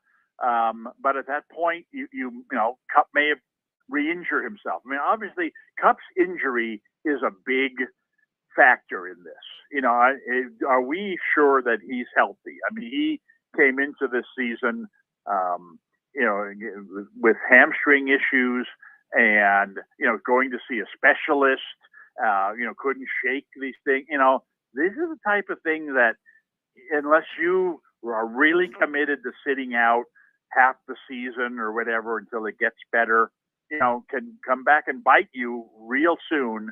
I wouldn't be shocked if they bring him back this week and next thing you know, his hamstring sore, he's going to go see another specialist next week. At which point, you wish you had traded him last week. I mean, that's the one equalizer in this trade. I think that Taylor has a much better chance, much higher percentage success rate over the course of the regular season because he's not injured, and things can't get worse than they are now. Worst case scenario, he finishes the season on the Colts, and the Colts have proven to be a decent team. Best case scenario, he gets traded to a contender and becomes a fantasy star. And so it's that's not a huge differential there. I mean, he's going to give you something the rest of the season. Kupp is kind of all or nothing. Kupp could be, look at Nakua. Kupp is Nakua, heavy. He's that type of receiver. He can catch 15 balls every game. That team's got a nice little thing going offensively. If he's healthy, you're getting yourself a true first round, top of the line wide receiver. But, if he's not healthy, you've thrown away a huge chip by trading Taylor to get him. So it's a roll of the dice. Depends how desperate you are for a wide receiver. If this other guy is going to acquire him from you, I think that on your end of it, getting Taylor is the safer play. But, like all trades, it's just how badly do you need something? How much can you afford to trade, based on the rest of your roster? And that that's kind of Well, you said to it me the before hardest too. part about making a trade. You said it before too, though. If you're going to do fantasy football and try to really live the role, then you want to try to explore some trades and make it interesting and shake things up. Yeah, okay. I agree. And All this is the perfect, the perfect scenario where you have no idea how this is going to turn out. You're trading, for a running back who's disgruntled, doesn't like it where he's at, and for all we know, he's going to play 10 carries next week. This week, and team's going to lose, and he's going to come back on Monday and say, I want to get out of here, and they're going to suspend him, and it all goes south. Or on the other extreme, he comes back. Like I said, it's all setting up like this is going to work out for him, and so I would certainly want to be on the acquiring Jonathan Taylor side of a trade right now, and I'm not sure I'd want to be on the acquiring Cooper Kupp side of a trade. But that's, how else you're going to get a superstar type of talent without taking a risk? Maybe a team like mine, like I said, I've got McCaffrey and Swift and Mostert. I don't need Jonathan Taylor. I'd love to have him. I'll plug him right in as my second running back the minute he, comes back and is playing a lot. But, I could trade Jonathan Taylor right now and not be missing anything. And that's kind of what you have to be. You have to, if you're in that kind of situation and somebody's offering you, wow, this is a potential number one, first round pick wide receiver, and I'm trading a guy who hasn't even played for me this year. Man, where do I sign up for that? So that's kind of the fun of making a trade. It's just nice when I made a trade offer in my league that I thought was very fair recently, and the guy, responded to say, well, according to ESPN's, ratings, I'd be hurting my team. It's like, let me tell you about ESPN. Right. They picked me to finish 8th this year. Okay. And I drafted Dak Prescott. I've told this story. I drafted Dak Prescott by mistake. They put him on my team because I missed the deadline. My time expired, right? And so they slapped him onto my team. I didn't want him, but because ESPN had him rated so high, they projected him to be my starting quarterback over Aaron Rodgers, right? And so when they did my initial rating, they put me 8th in the league. Well, 5 minutes after the draft, I dropped Dak Prescott. I don't even know who I picked up, right? I had no interest in him, right? ESPN immediately downgraded me to 10th place in my league, right? We're now 4 weeks into it, right? I've scored 100 more points than anybody else in the league. And if you looked at the standings in our league, the teams that they projected in the bottom 5 are the top 4 teams in the league. They've never had worse projections than they had this year. And here's this guy who's not having a good season, who drafted probably based on ESPN's projections, telling me that this trade that I offered him is not good for him because ESPN projects it to be bad. It's like, have you not been watching the NFL season? Look at your team. Your ESPN told you these guys were going to be good. They aren't good. Wake up. But when you make these trade offers over the internet, you can't really say that kind of thing. But But anyway, the point is that it's just nice when the other guy responds. And I'm one of these guys who believes, and I think this is a good thing to follow when you make trades. These aren't negotiations. When you come out and say, okay, so here you are, you got Cooper Kupp, right? All right, so you're okay. I'm going to offer you Cooper Kupp But what I want in return is Tyreek Hill and Christian McCaffrey. You know, I'm going to start by lowballing him, and then that's going to start us talking, right? Well, if I'm that other guy, I'm like, look, you're the biggest idiot in the world. Don't you ever email me again. You know, give me a legitimate trade offer. Offer me Cup for Taylor. It's like, hey, you know what? I don't really like that trade, but that's reasonable. I can see where he offered me that. I like this guy. You know, now I make you a counter offer.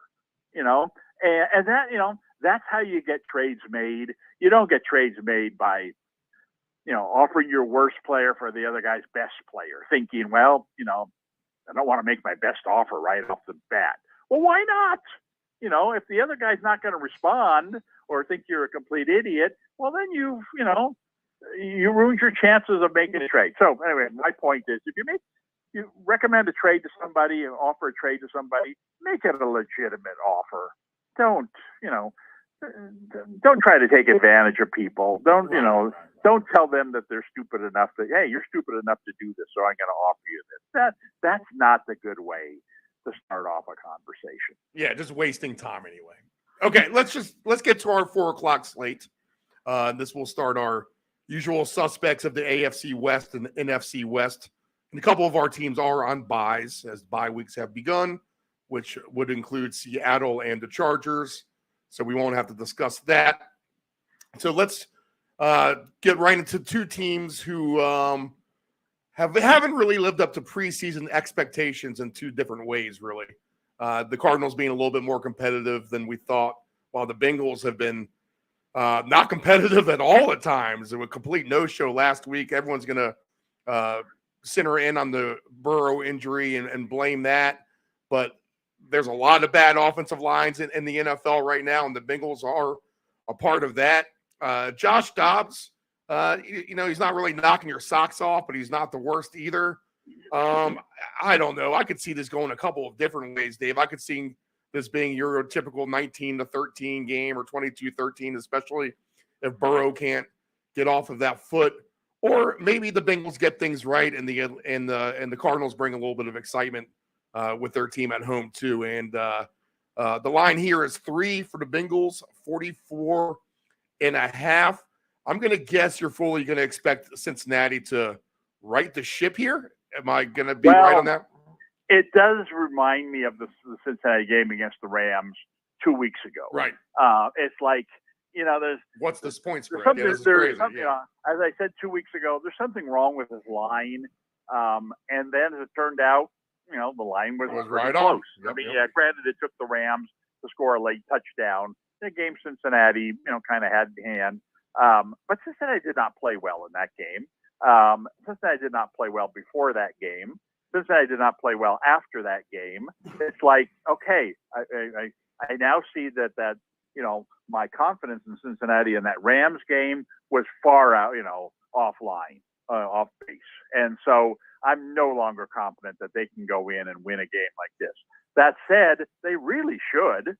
I mean, if at some point they're going to turn things around this season, this should be that game, because Arizona, while they've been surprisingly competitive for the most part, they've been terrible against the run.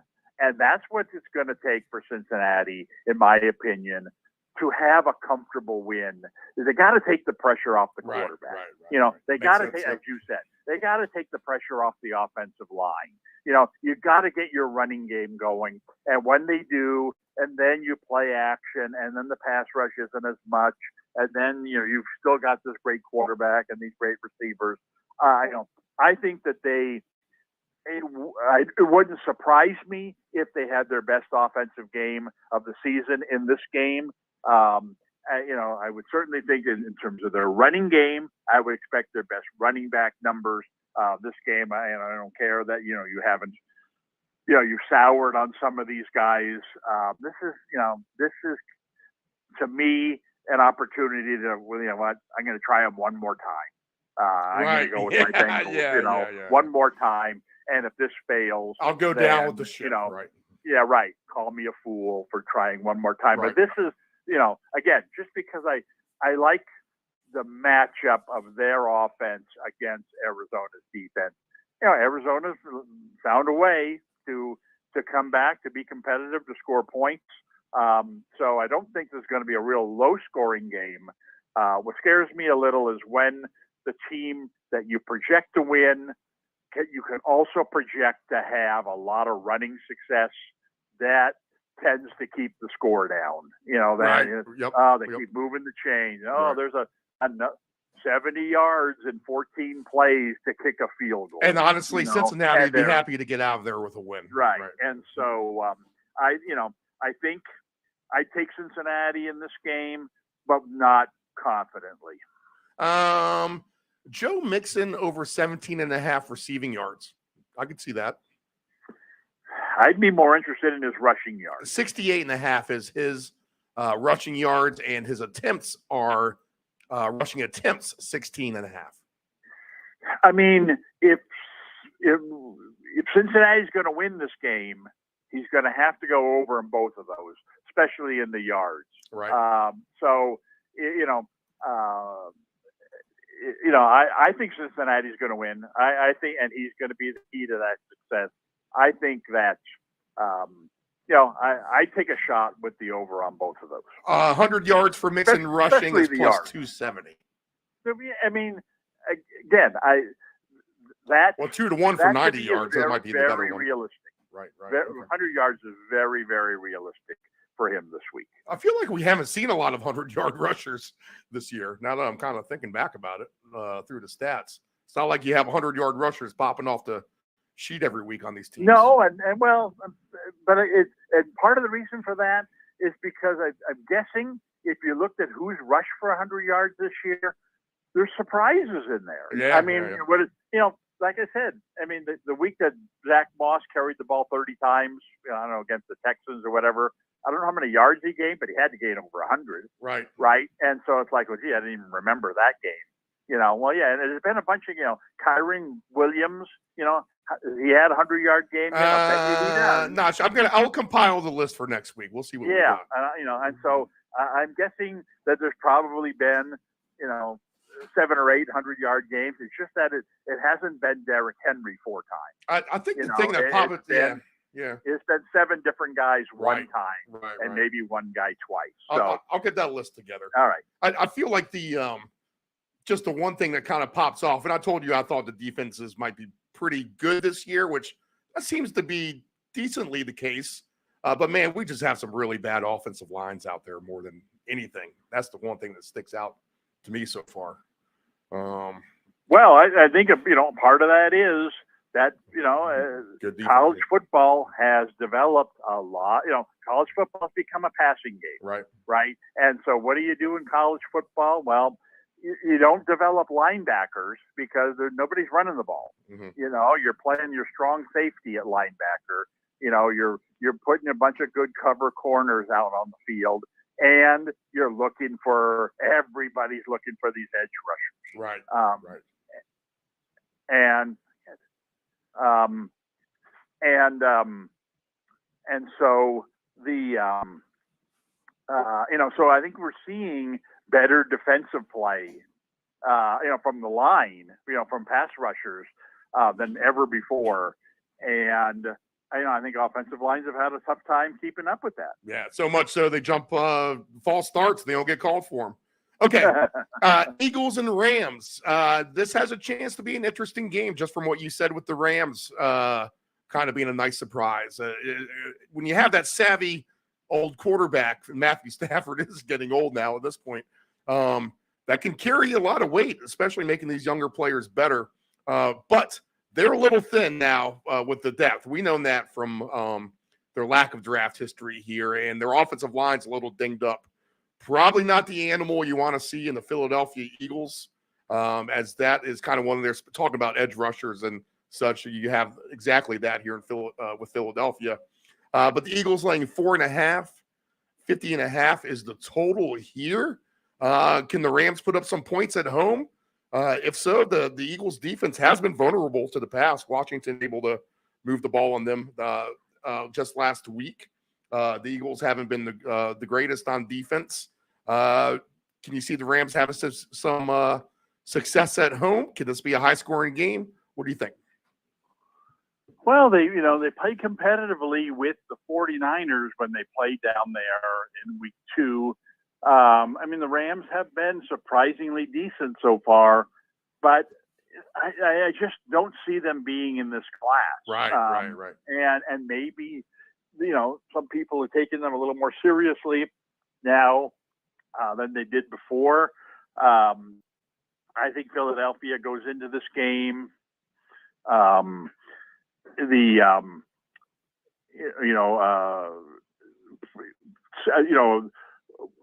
Game that they should win rather handily. And the Rams, the only way the Rams are going to keep this close is by scoring a lot of points. I can see this being a high-scoring game. Philadelphia's gotten their offense rolling better. They've got a multifaceted running game now. With Swift doing so well and Gainwell, kind of filling in his nice role like he has. Brown has been reestablished as the star receiver. Of course, they got, Smith on the other side. I mean, they got a lot of weapons. We haven't even heard that much about Hurts so far this year. And he's a dangerous quarterback. I think Philly's going to, put up a lot of points in this game. I think the Rams can counter that with their passing game. I can see this being one of the higher scoring games on the board. Okay. Yeah. I kind of see that as well. Anything prop wise maybe stick out for you? The way that we're going to get the thing about prop wise is that, for the Rams point is Kupp going to play and how much is he going to play? Because that's going to affect, if he plays and you throw a guy out there who, can catch another 6 to 8 balls, well, can he coexist with Nakua?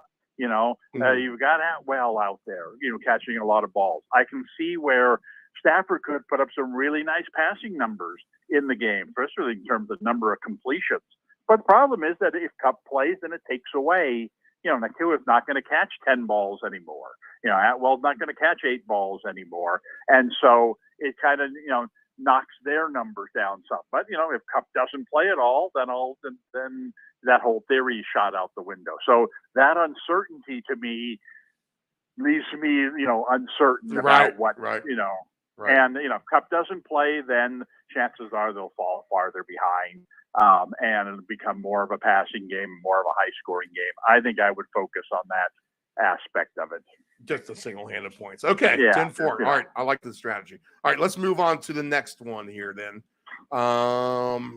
And in Minnesota, Dave, I actually could see the Vikings winning this game. I feel like a lot of times they are just their own worst enemy. The problem is that they are their own worst enemy just way too many times is the problem. I mean, they gift points away like they did to Carolina last week, getting ready to go into the end zone, and there you go, pick 6, 99 yards the other way.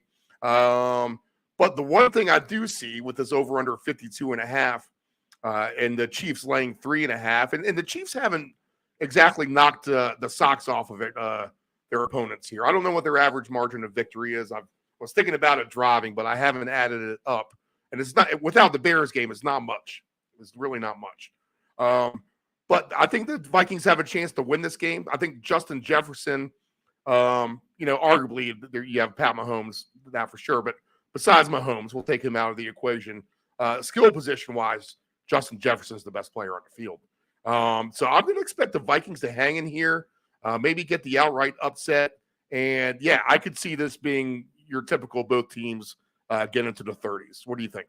I agree. I think that what's kept this total reasonable is, like you said, Kansas City hasn't had their explosive games yet this year. Minnesota hasn't been explosive as we've seen them in the past, but yet they're both capable of it, especially when matched up with, someone like this. We saw this in the Minnesota Chargers game, which was a very high-scoring game. Right. When you go into the game thinking, we got to score 30 to win this game. There's no way we're going to win this game. We're not going to beat the Chiefs without scoring 30. And I think the Chiefs are the same way. We're not going to beat Minnesota this game without scoring 30.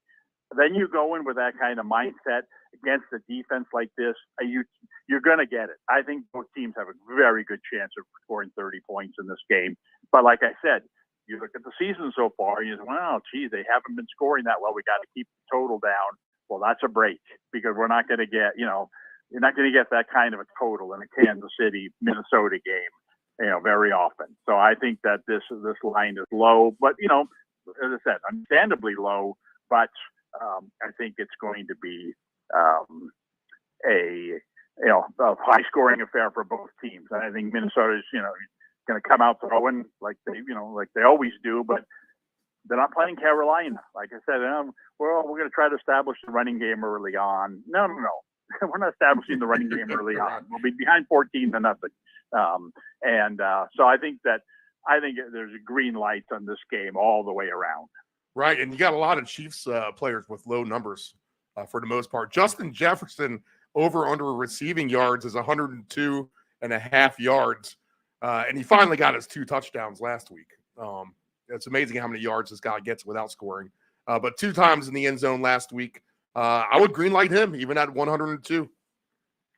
Well, I think that's the thing about this game is that, like you said, he's by far the standout individual performer, taking the quarterbacks out of the equation. And so you would think that if you're going to take an over on anybody in this game, it would be him. But I do think that there's a lot of other guys.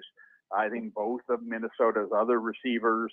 Osborne's paying good, 31.5 for him over under. For which guy? KJ Osborne. Yes, for Osborne and even for Addison 44.5. Yeah, again, one of those 2 guys is going to go over that number. Mm-hmm. I can almost assure you that, and there's a good chance that both of them are in a game like this. I think there's we took that theory last week in a game, the Chargers game against the Raiders. And one of the guys made it, the other guy did. Right. But it's like, when you're very confident that at least one of the 2 is going to get there, you're getting a little price with it. You make a little something, and then if it turns out that both guys get there, then those numbers are very reasonable. I take a shot with both of those guys. And Kansas City kind of the same way. They're going to. Kelsey's not going to catch all the touchdown passes, get all the yardage, and yet they've got these receivers that they like to spread the ball around to. But a game like this, you're going to have a lot of guys who catch 50 yards worth of passes, and if the totals are in that range or lower, then it's worth taking a shot with some of them. This game has a chance to be pretty ugly. Nathaniel Hackett revenge game with the Jets at Denver. Denver laying 2.5. 43.5 here. Something tells me that number is actually too low. I wouldn't be surprised to see the Jets get a little bit of mojo. They showed a little bit of spunk last week. Denver's defense isn't the greatest either. That's for sure. They've definitely shown that. And they can put up some points themselves at home against the Jets defense, who might be a little bit overrated even. I don't know. Can you buy into that? Maybe these 2 teams can both score in the 20s and get over 43.5? No. Okay. I can see that happening, but I don't count agree on it. with you Better about bets on the the Jets. I don't agree with you about the Jets defense being overrated. Okay. I think Denver's offense at this point is probably overrated. They're overrated. They just lost another running back. They've lost receivers. Quarterback is, he's having a decent season, but he's a disaster waiting to happen. I think you put pressure on him, which the Jets can. He's not going to have his best game. This is a game where the Jets, it's hard to project them because you never know what you're getting from that quarterback, right? And Denver, should be better defensively. This is a game where Denver's defense should be saying, they ain't scoring 20 points against us. Right. And the Jets defense is saying, they ain't scoring 20 points against us. So I can see this actually being a lower scoring game. And that's a red light on everybody. I don't know. It's really a toss up. I'd like to think the Jets could win this game. This is going to be the type of game where at the end of the season, it's going to be a game that they needed to win if they were going to be in contention, but that doesn't necessarily mean they're going to do it. By far and away, the best game of the weekend is on Sunday night, 8:20 Eastern Standard Time with the Cowboys and the 49ers. The 49ers well. We talked about them a ton on this show. I mean, we know the history with Dallas falling short in these spots. This is probably a much bigger game for Dallas than it is for the 49ers as far as a psyche standpoint goes. But you said it's going to be a nice night out there. 45 points is the over-under here. These two teams typically play it to the under. You got to lay 3.5 with the 49ers. The Niners win this at home? Well, it's going to be a great game to watch. I think the 49ers should be the favorite in this game, but Dallas's defense is really good. And the 49ers offense obviously is really good, but they're not a big play offense. They're kind of an offense that methodically moves the ball down the field. I think Dallas's defense could very well bend but not break in a game like this. I think that this could be a field goal kind of game. Two really good teams that are able to move the ball, offensively, but not necessarily get it, across the goal line. I think that. I think in the end, the total yardage in this game will probably be above average, but the scoring in this game will probably be below average. If I took a shot in this game, I'd look at the kickers. I'd look at we haven't had the good old kicker game yet. Yeah. I think that this game, Dallas has already scored 4 defensive touchdowns right. this year. And yet Dallas is the team that has the quarterback that's much more likely to make the big mistake in this game. 49ers are opportunistic. To me, I'd love to take this bet. There will be more points scored on defense and with kickers than there will be from off the play. Okay, Dallas defense plus 700 any touchdown. 49ers were pretty cheap at plus 450 as far as that. Well, goes. that's the Prescott factor, right. And I think both of those are worth a nickel, and heck, even parlay them together. Try to really come up with something. But again, I look at their kickers too, especially the 49ers. 6.5 points for both of those guys. 49ers kicker hasn't missed a kick all season. I can easily see 3 field goals from him in this game. Give me a price and I'll take 4 field goals from him in this game. So that's the way I see this game. No alternate number, but 6.5 for both the totals for Brandon Aubrey and Jake Moody. Well, to me, Moody's an easy over there. All right. Okay, this might be a run for the hills game on the Monday night. Maybe you have an angle here since you're a Raiders fan.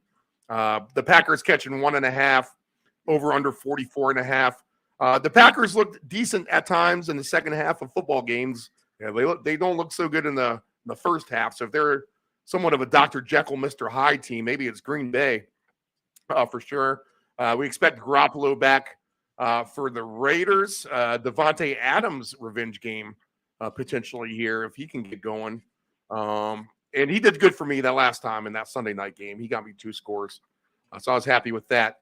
But Raiders, Packers, Monday night, any kind of angle here? I don't see it. Yeah. I mean, I think two disappointing teams, 2 teams that are probably worse than you think they are. Right. I think it could go either way. 23-20. 23-20. It wouldn't surprise me. Green Bay won this game. But this would be very disappointing. The Raiders did not win this game. And, like you said, it's a big game for Adams. You would think that they'd have a more steady quarterback play. They got better skill position. I mean, Green Bay's going to have to run the ball well to be successful at all this season. They haven't really done that yet. I don't really know why. Here's an opportunity for them to try. I think that that gives them a chance in this game. So I think that it's 50-50. I have no idea where to take you on this one. Right. Run for the hills. All right, folks, there you have it. In week 5, the highest scoring game yet are the Texans and the Falcons. Which is kind of funny. But, we'll give the chance to the Chiefs and the Vikings, actually. Right. Okay. All right, Dave. And, Philly and the Rams are going to be up there. That'll be fun. I mean, I think I'd point to those 3 games. The 4 o'clock window, much more interesting than the 1 o'clock window. I think we both agree with that. Absolutely. And beyond. What do you call it? The 8:15 window is going to be the most interesting by far. Well, we'll have baseball playoffs, too, at the same time, which will be nice. That'll be something else to watch as well. All right, in baseball playoffs all weekend. Dave, enjoy the games. I appreciate it, man, and we'll catch up next week. Okay, thanks. All right, we'll be back right after this.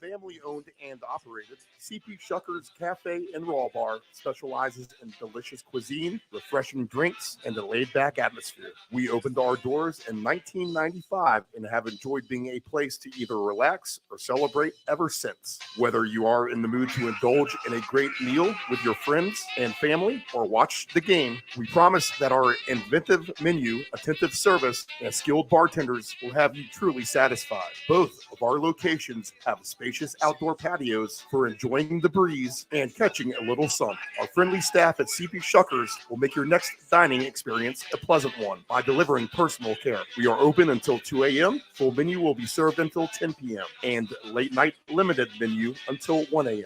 For larger parties, please give the location of choice a call. Pacific Avenue, 757-425-8676 or Shore Drive, 757-412-2929. More information at cpshuckers.com. Thank you for your continued support and have a shucking good time. Hey, does your home have algae or stains on the siding? Is there grime built up on your deck or brick patio? Coastal Pressure Washing Services has a warranty of professional services.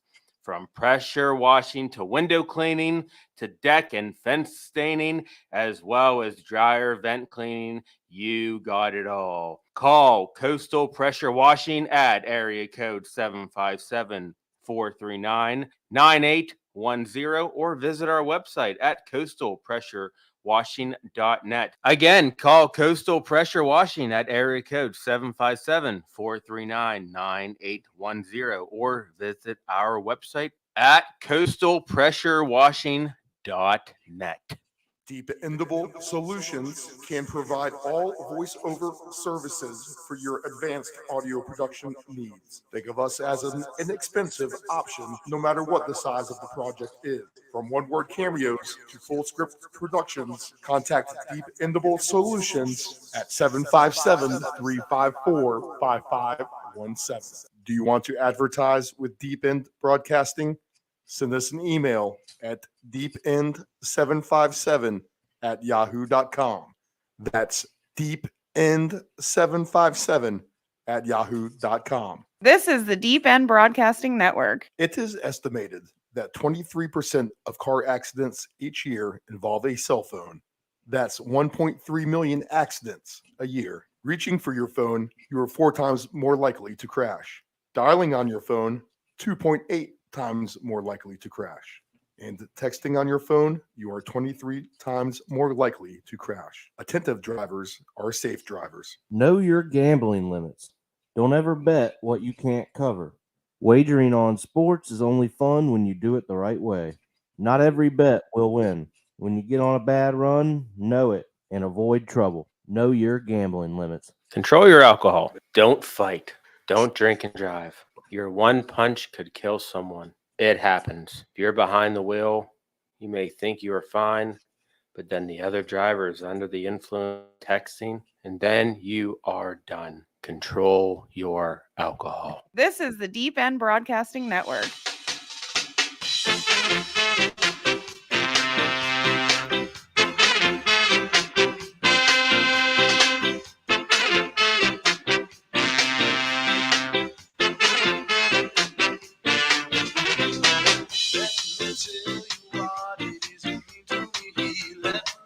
in all his wisdom, Dave Del Grande. A great spot with him, as always, here on week 5 of the Round Robin, broadcasting live from the Chicks Beach studios here in the lovely Virginia Beach, Virginia. Nephew Dave joining us from the mobile studios in the lovely Ocean View in Norfolk, Virginia. Nephew Dave, good morning. Good morning. Good morning. And let me just give a shout out there to Del Grande, man. He is a well of knowledge, and he does a hell of a job. It's just kind of cool that you can pop in someone with his experience. I mean, you heard his stories talking about Don Nelson's old NBA teams, the fact that he knew Popovich when he was an assistant coach, and he's seen it all out there in the Bay Area.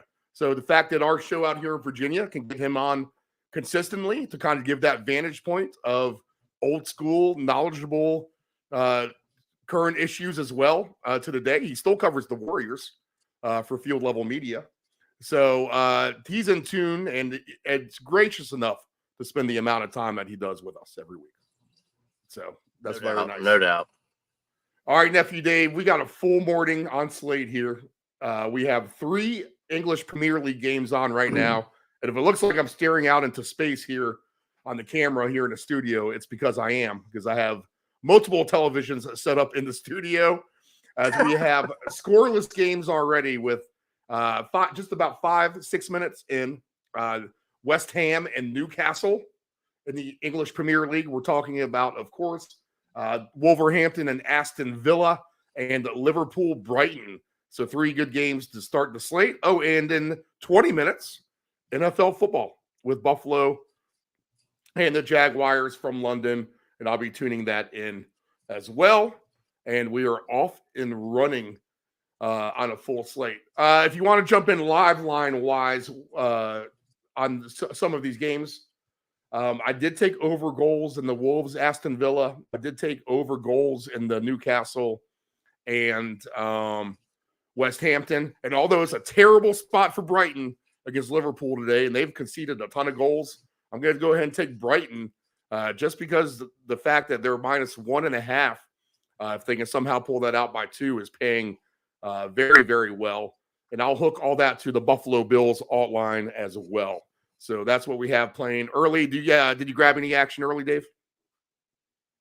Yeah, Steve. So I went ahead and put in a little same game there for this morning's game out there in London. I went Ridley to score. I took the over in that game as well. I think we see some points. Diggs for 2, and the Bills by 9.5.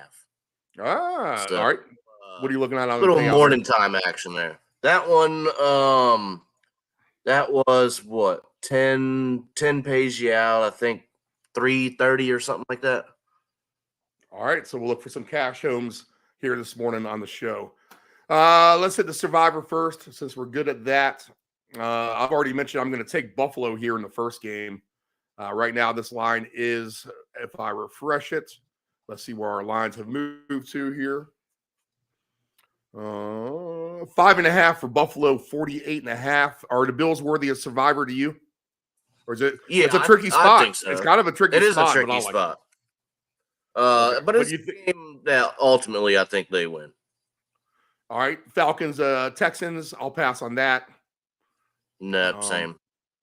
Carolina, Detroit. Detroit's very worthy, I would say. I was going to say, if you happen to have Detroit, I think this is a good spot for them.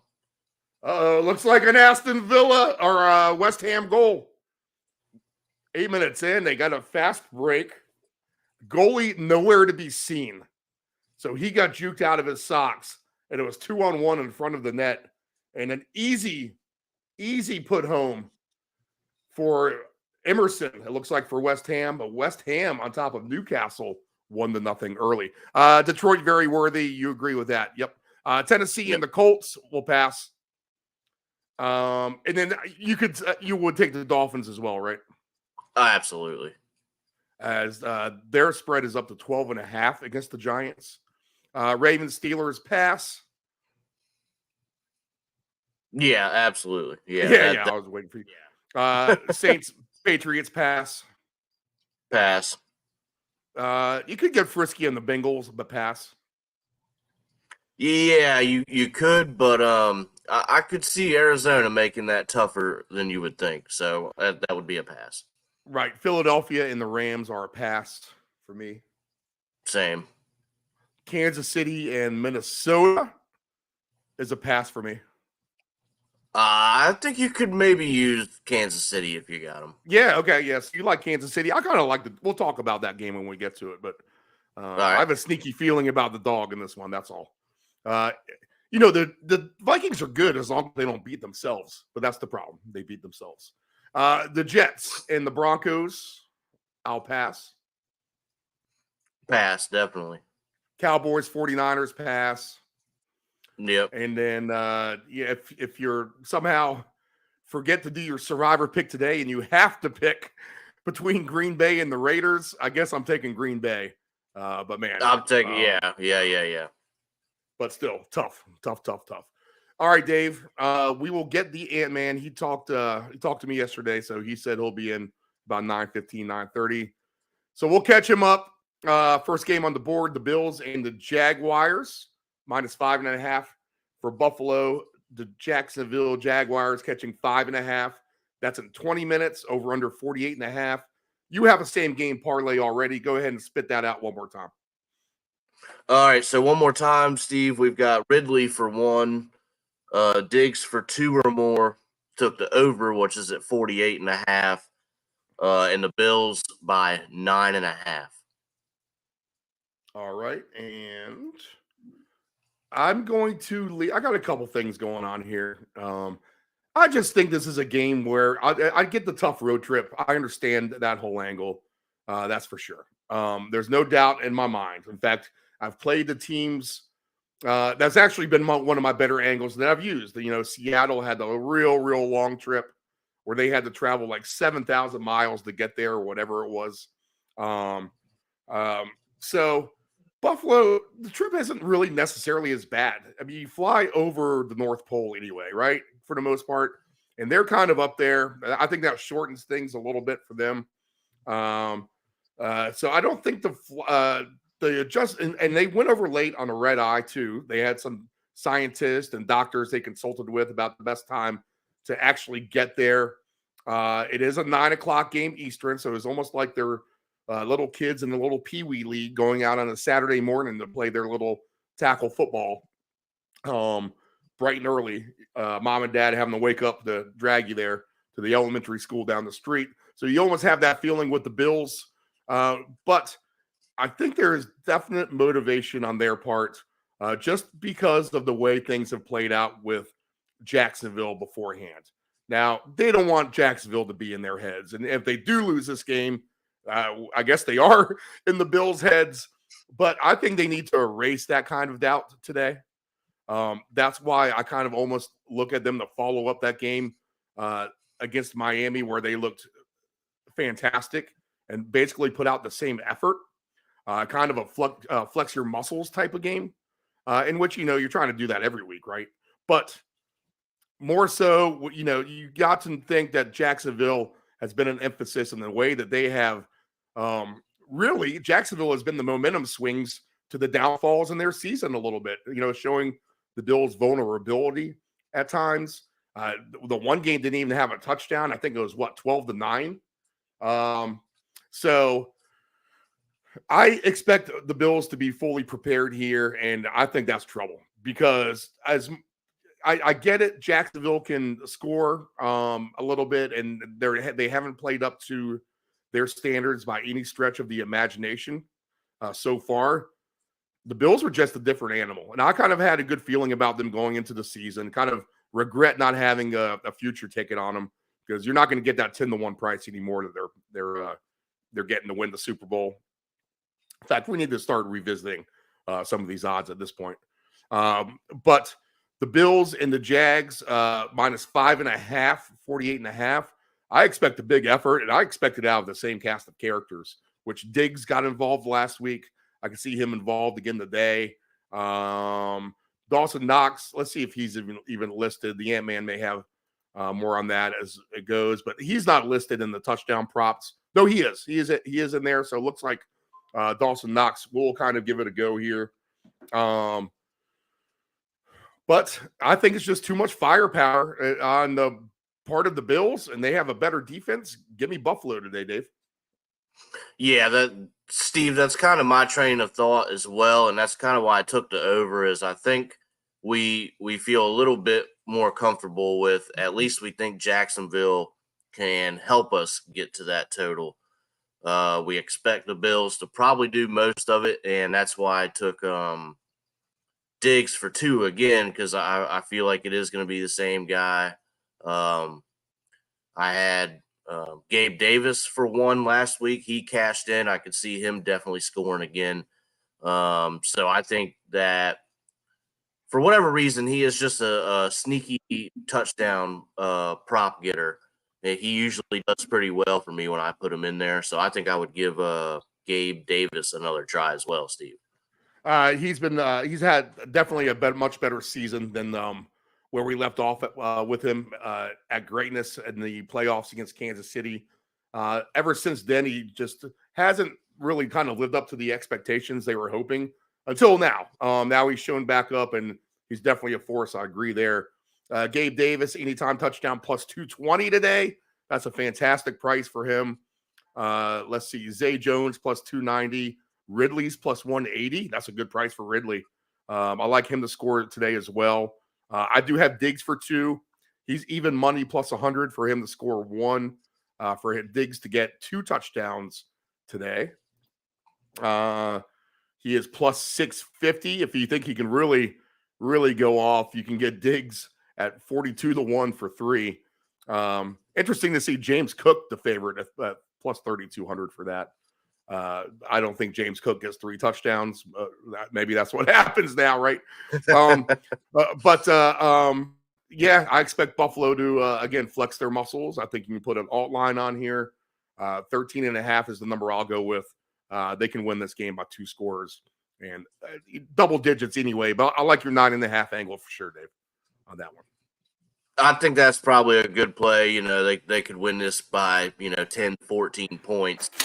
And I think that's a pretty good neighborhood to be in, Steve. Okay. The Texans and the Falcons, 2 dome teams in the Mercedes Dome, 1:00 Eastern Standard Time. Falcons minus 2.5.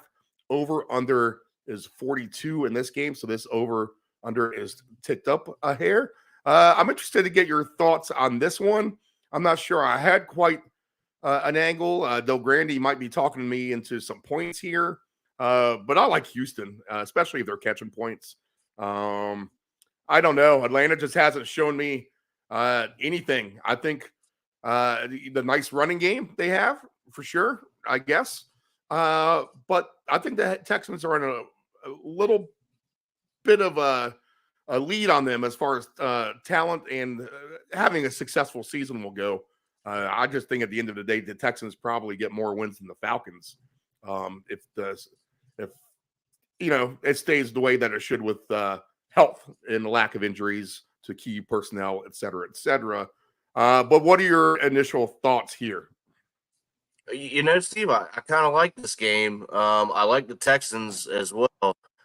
I think they're starting to get a little bit of chemistry as the weeks go on, and I think we're seeing that. And Steve, when we go for 2, I did my two touchdown scorers over there on your book because I think those numbers are a little bit better. But take a look at Dameon Pierce for 2. See if you're still getting that 10-1. We haven't had the Pierce for 2 touchdowns yet, Dave. So I like the angle here. Actually, with that, and he finally got in last week too. Yeah, right. So he's gotten a taste of the end zone. And you get down there to the goal line. I mean, why not give it to him, right? 11-1 right now, I see. So it has actually gone up for Dameon Pierce. Tyler for 2 touchdowns. Tyler Algier is 10-1. Remember, we called him week 1 to have 2 at 30-1, and he hit. Robinson at 5-1. Bijan Robinson, that is. Nico Collins, 16-1. Devin Singletary, 24-1. Drake London, 27-1. Dalton Schultz is an interesting one to me. He's starting to see the ball a little bit more as well.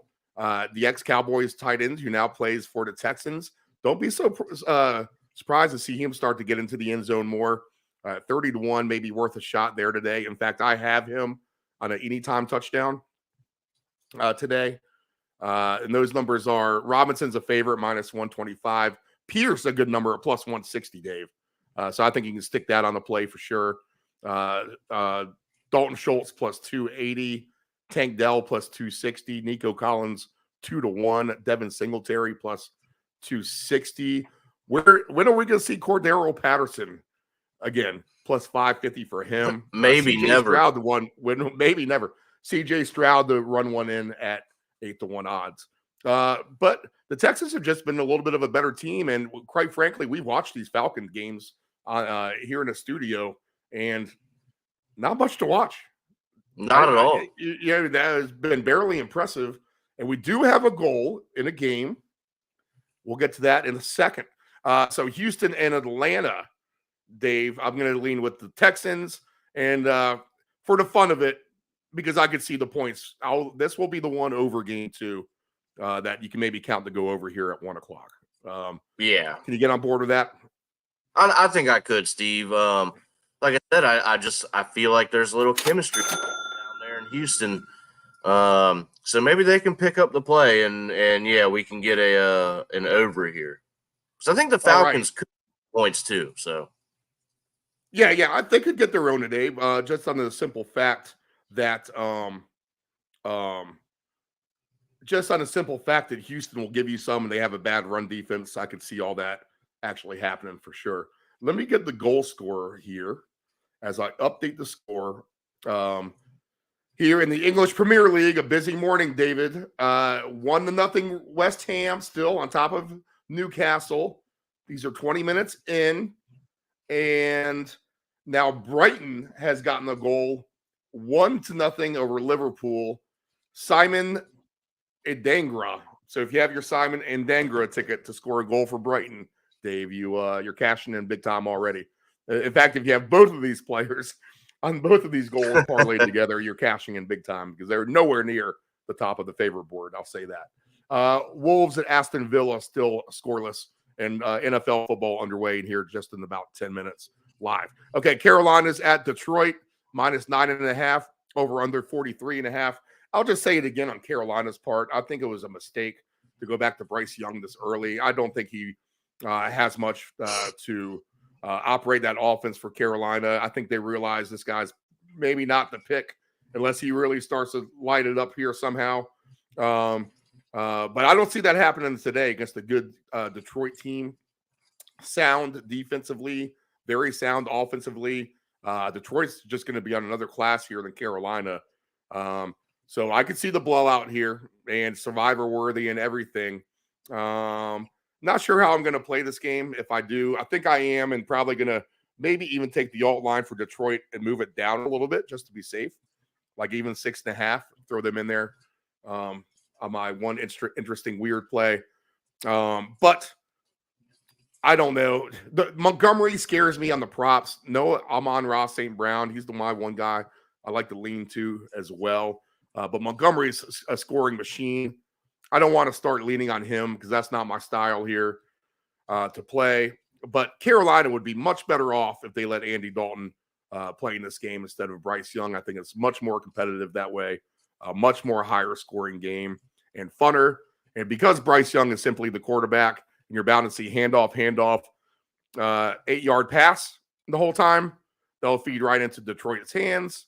They'll get the points they need to win, probably not wanting to embarrass Carolina. In the second half, they'll be looking to get out of there at this point. So I agree with Del Grande's angle. Don't shoot for an over here. This could be a low-scoring game, 23-3, something like that. Who knows? But I'm convinced the Lions win this game. I don't see Carolina giving me much. What do you got? No, Steve. And I think, you touch on Bryce Young. I think he needs to develop why you wouldn't put Dalton in right now. I don't know. That's something they probably need to think about. And I do believe, Steve, that St. Brown is doubtful on the day, is what I saw. Yeah, he's going to be out. Yep. So, yeah, I think the Lions are plenty capable of winning this one.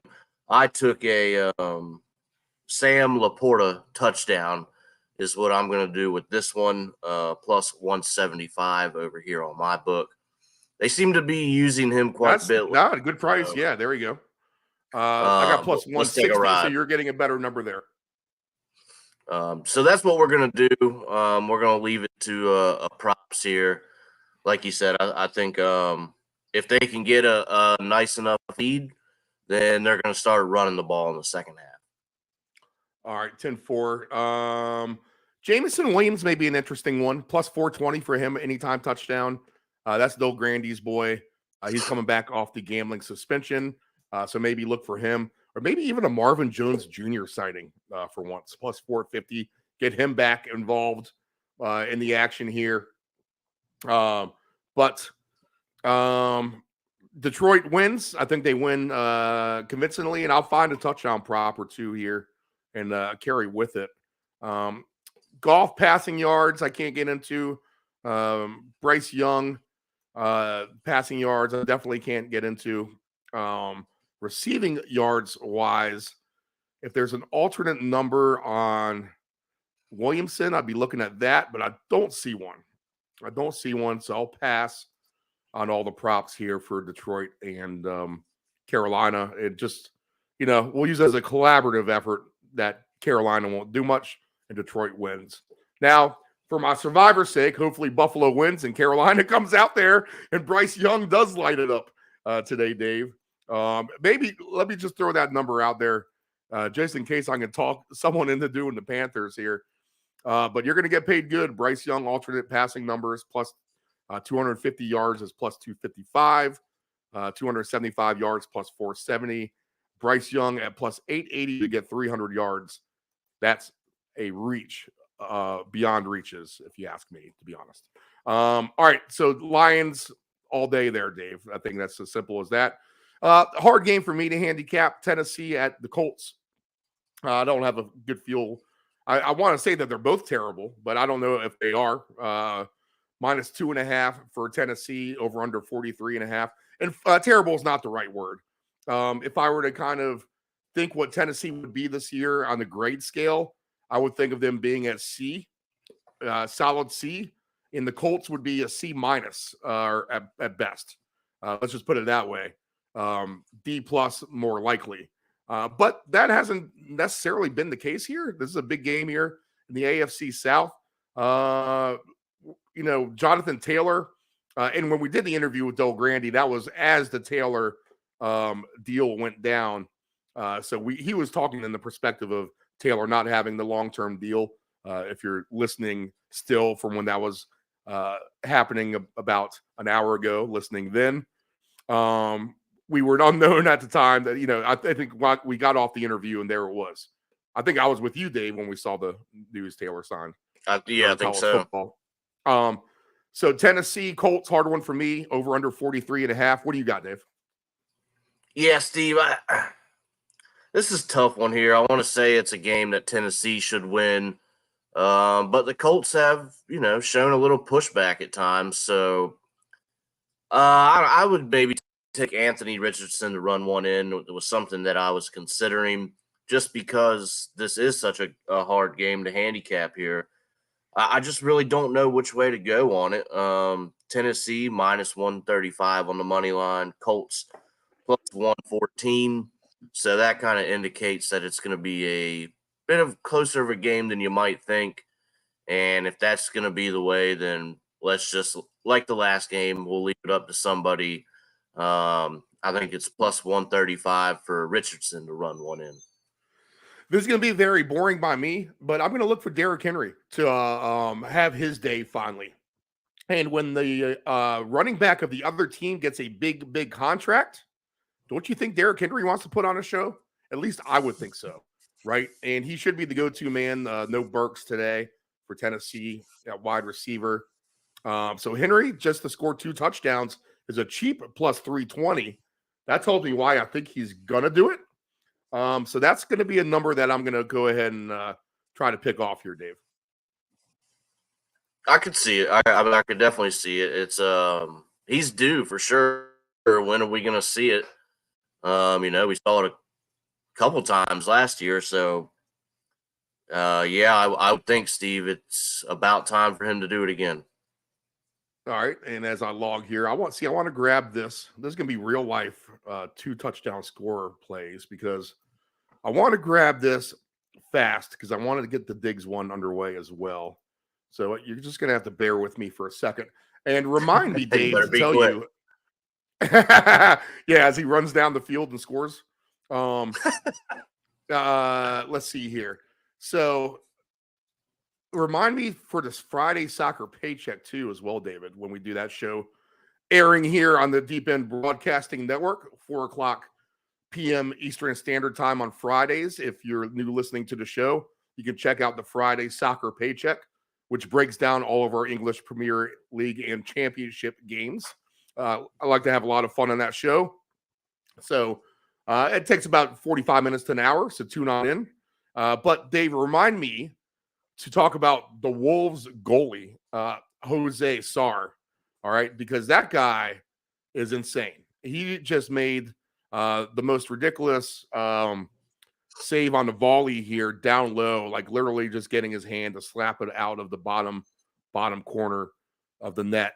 And impressive is that goalie. And the main reason why the Wolves went ahead and beat Man City last week. All right, so I'm adding my ticket up. 2 touchdowns for Henry, Stephon Diggs, and this is going to be common. Tyreek Hill. I'm going to go back to my boy Jefferson. They'll give you a hint of how I'm leaning later today. And I'll give you one more hint how I may lead today. And Del Grande has me on this one, but I'll take Joe Mixon today to get his 2 touchdowns. How about that? Burrow maybe with the injury leaning a little bit more on the legs and running game of Joe Mixon. And Joe Mixon is only plus 320, Dave, to win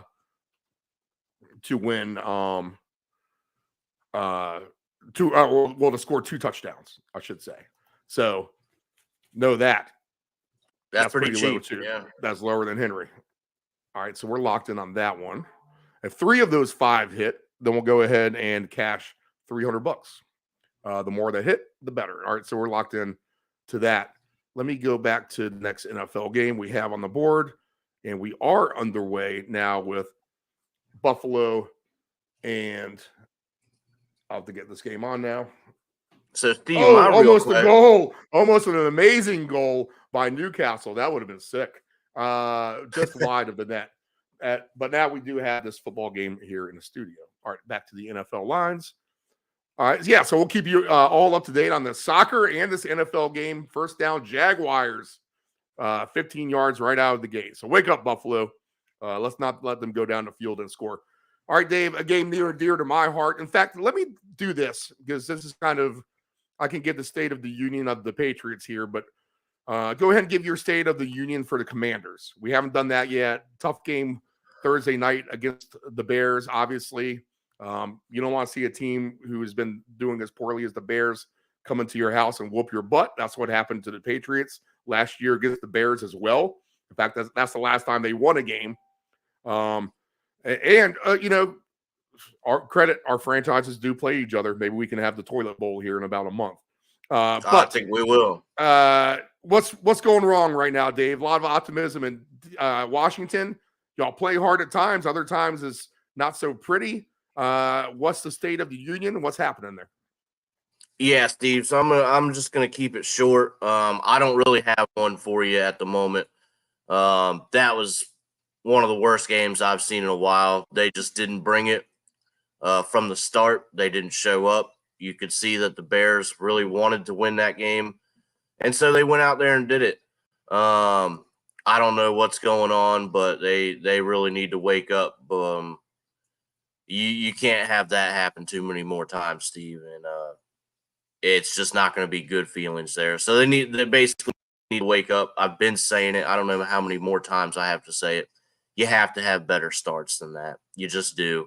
You can't start out a game like that, come back and win. It's very, very difficult to do in the NFL. yes, they gave it a shot. They were pulling within, and then just the same old stuff was happening. Defense, the secondary is extremely suspect at this point. So I'll tell you what, any team that's playing Washington, you better take some touchdown scores for their receivers because they're going to air it out at this point in time. So you, Steve, the starts once again, and they just didn't bring it. They didn't show up.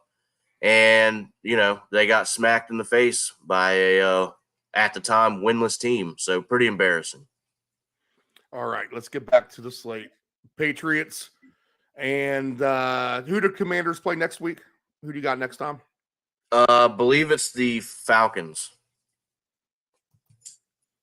All right. State of the Union of the Patriots as we play the Saints today. 1.5-point favorites over under 39.5. Well, it's not good. Everyone's calling for Belichick's head, especially even the Patriot fans. He doesn't have much of a defense going for him. Archaic football, we're calling it by many. I'm willing to cut him a break. I like the coach. I want him to stick around. Kind of like what Del Grande said. Maybe just don't wear out your welcome, but maybe he already has. But they need to move forward, and they just don't have any talent. That's just all there is to it. The quarterback's not there. He's not the answer. The running back is good. I'm not talking about Zeke. I'm talking about Stevenson, but we haven't seen him at all. He's done a disappearing act. So better days behind us with the running backs for sure. Skill players, just not there. Tight end, good. But, you get, you cover him up, then you force it to go to the receivers, which is maybe not a good thing. The offensive line is in complete shambles. Injuries on defense. It's just not pretty. It is everything that I almost said, though, from the beginning of the season. I've counted this to be a 6-win team at tops. 6 wins may even surprise me at this point. All that being said, I would not be shocked to see them win today. This is definitely a gut check game for them. If they do lose this, it is pathetically over. But the Saints are a team that they should beat. I have not been impressed by the Saints. In fact, I think they're kind of on the bottom tier of teams too in the NFL. More people will say that they're better. In fact, Alvin Kamara is back today as well. But 1.5 and 39.5 is the total here.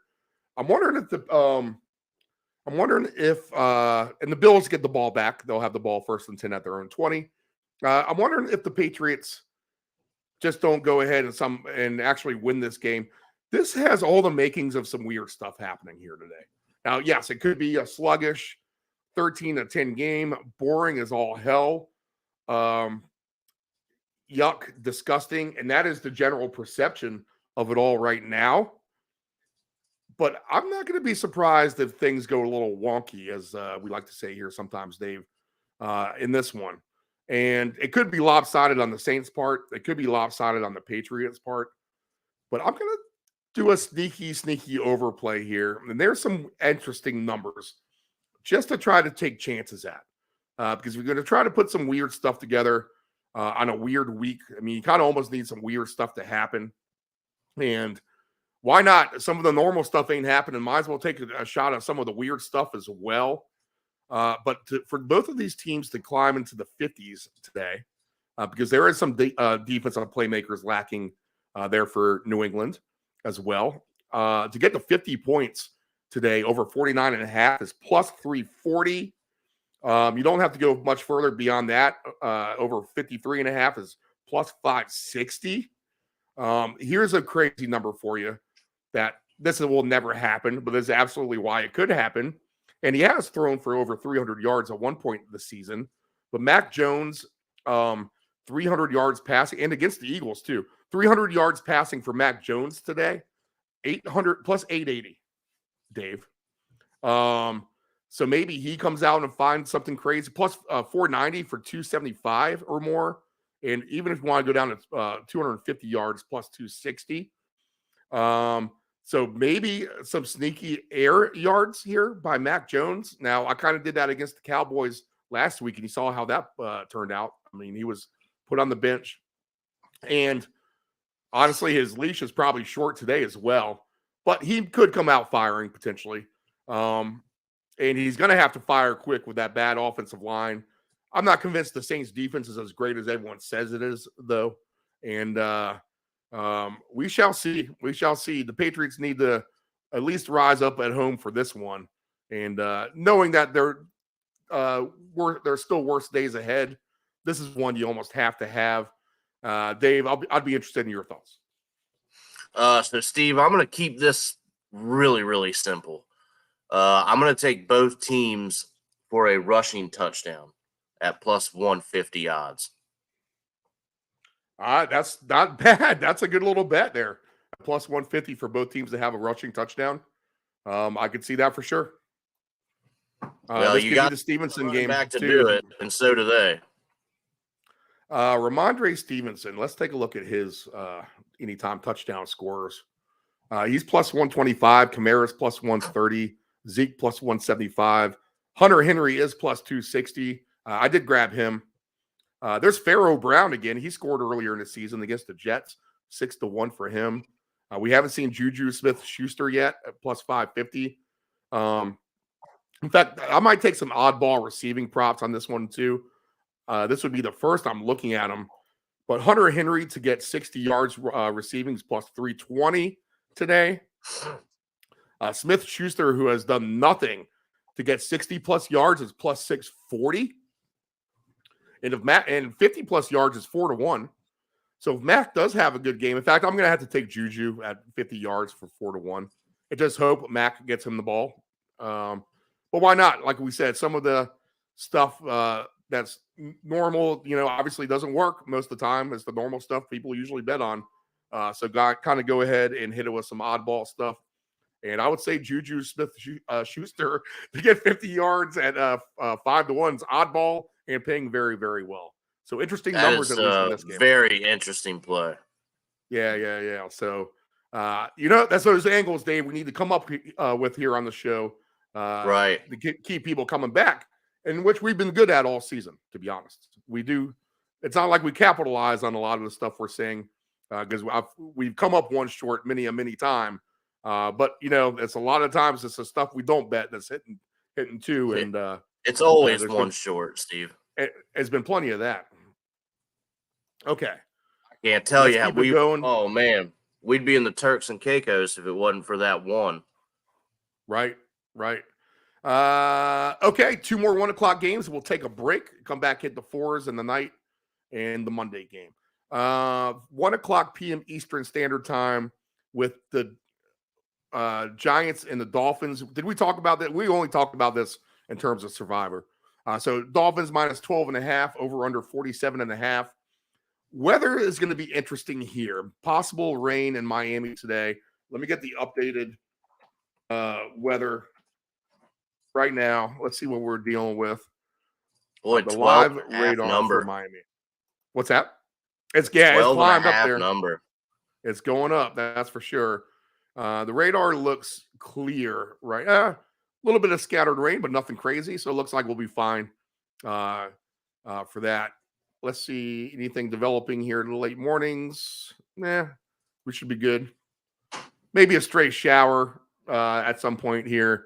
But generally, good field conditions all the way around for the Dolphins and the Giants. I don't know. Why do I think this is just going to play out the same way it did with the Dolphins and the Broncos, to be honest. And Miami, a very public team at this point. And those are the ones you want to try to avoid for the most part. But, man, there are plenty of times like when the Rams and the greatest show on turf, you're in the Colts and Manning, you're like, you know what? Let me just keep betting these guys. And they win every week. Even with the bad loss last week against Buffalo, this is a good prime bounce back opportunity for the Dolphins. You going to lay the 12.5, Dave? Whoa, Steve.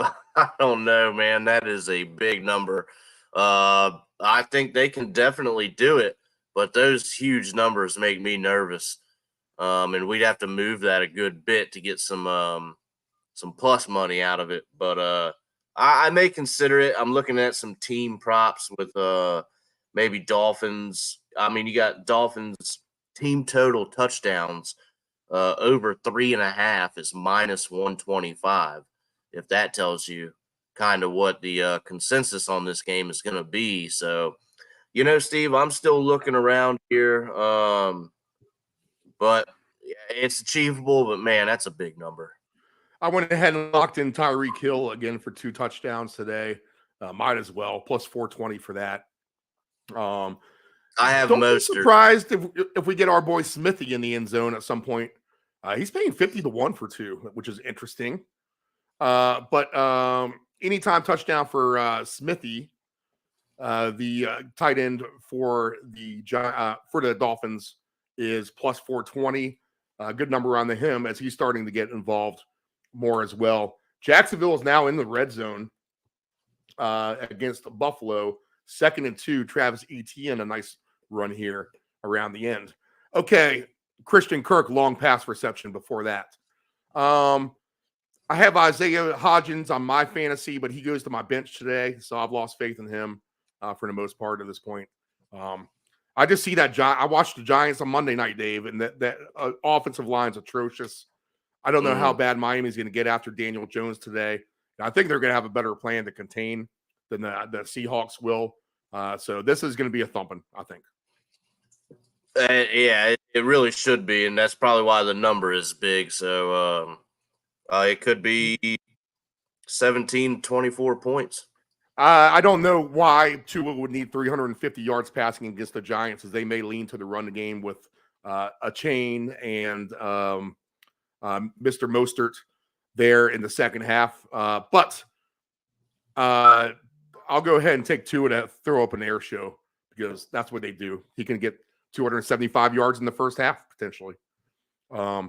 So we'll look for the Giants to thump, or the Dolphins to thump the Giants here today.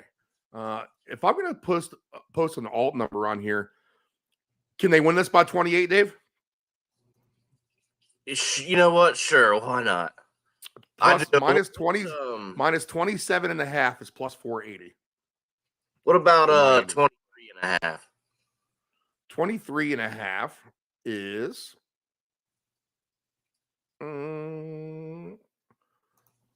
as I clicked off it, back on here now, plus 300, 3-1. Not mad at that. Nope. So 34-10 gets you there for sure.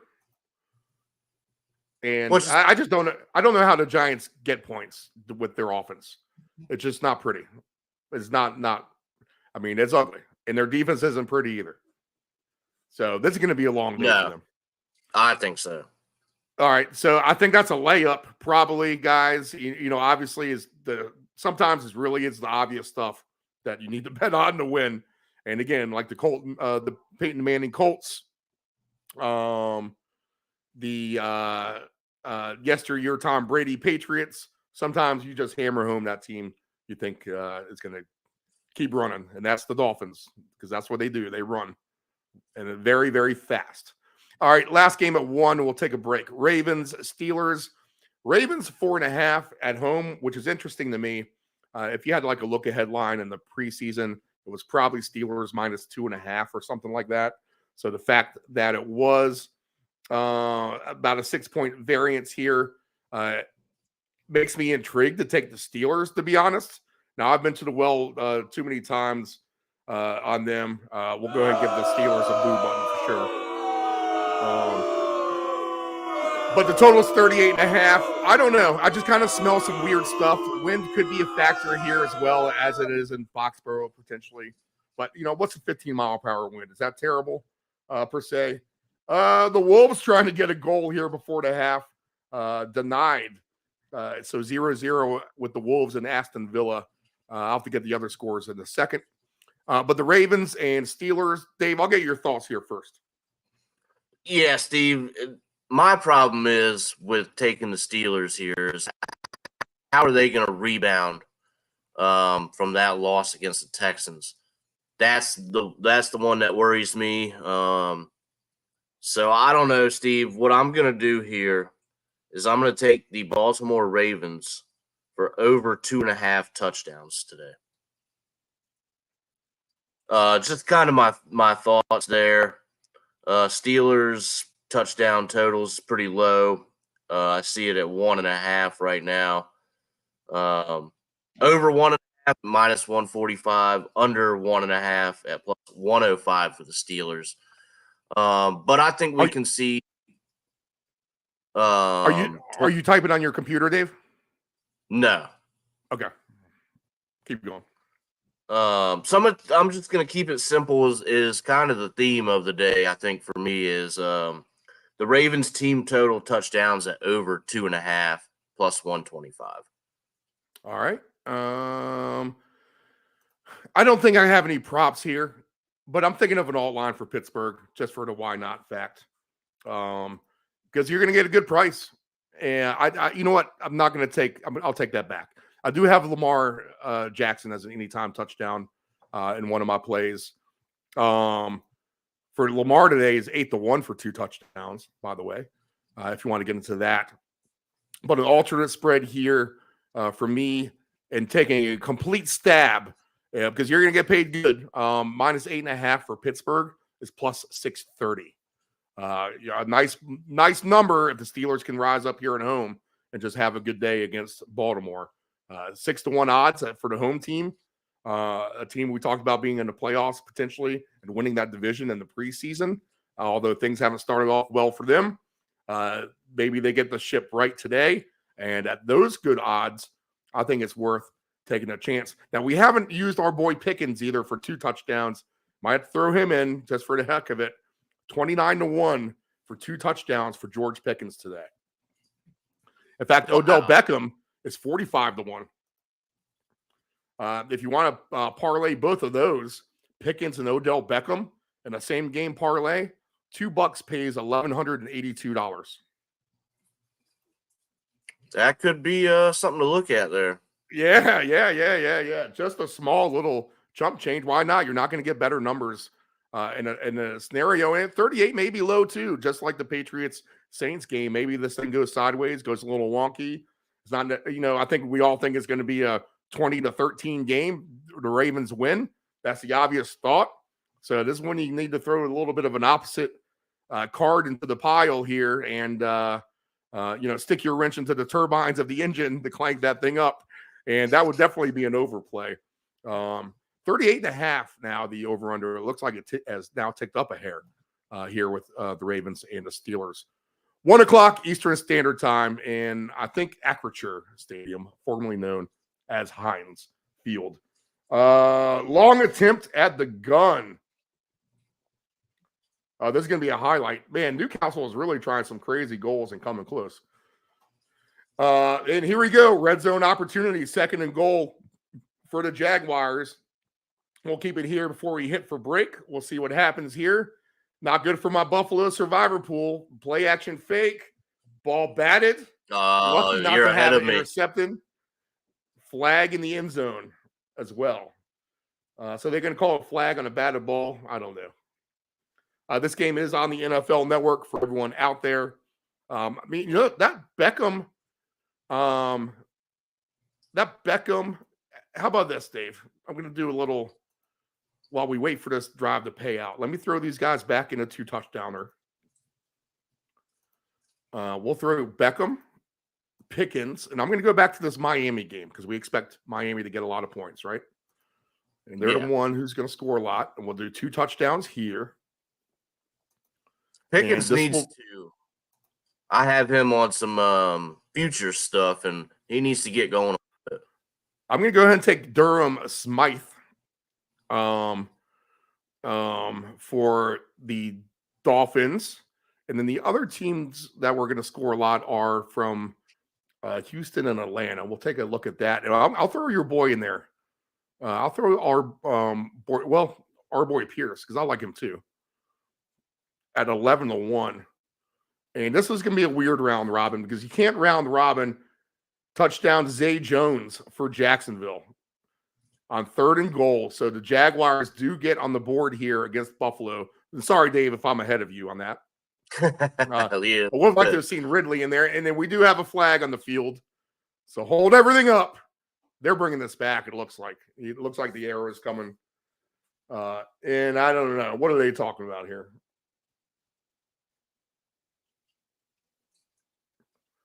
I think they want to. I think the touchdown is going to count. And then what's going to happen is they're deciding if they want to take the yards on the extra points. Right. Or on the field goal. I think that's what's happening. Okay, so oddball round robin.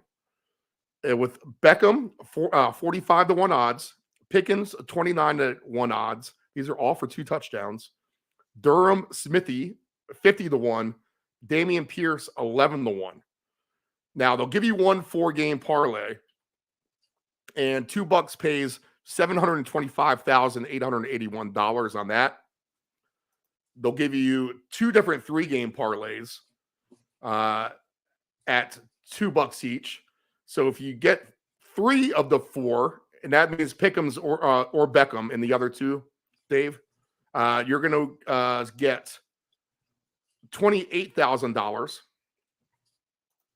And if you do them all with 2-game parlays, you're going to get about $1,400 ETN and for 2 points.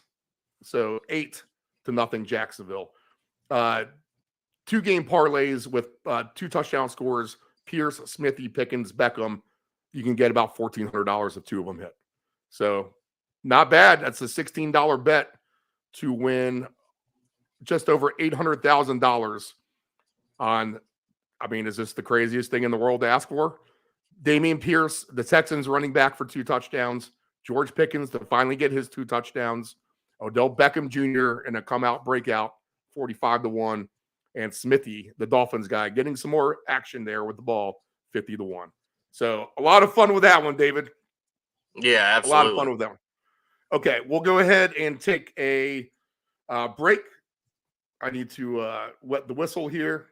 We'll be back here in about, we'll play some pie tasters. So a little bit of a 9-minute break here.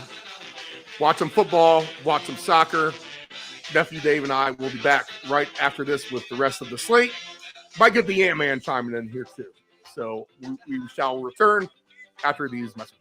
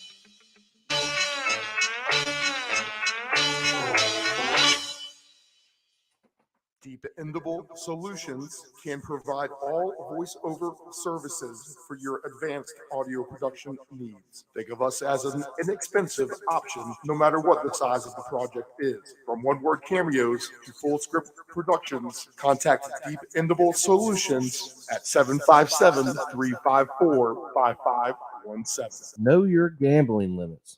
Don't ever bet what you can't cover. Wagering on sports is only fun when you do it the right way. Not every bet will win. When you get on a bad run, know it and avoid trouble. Know your gambling limits.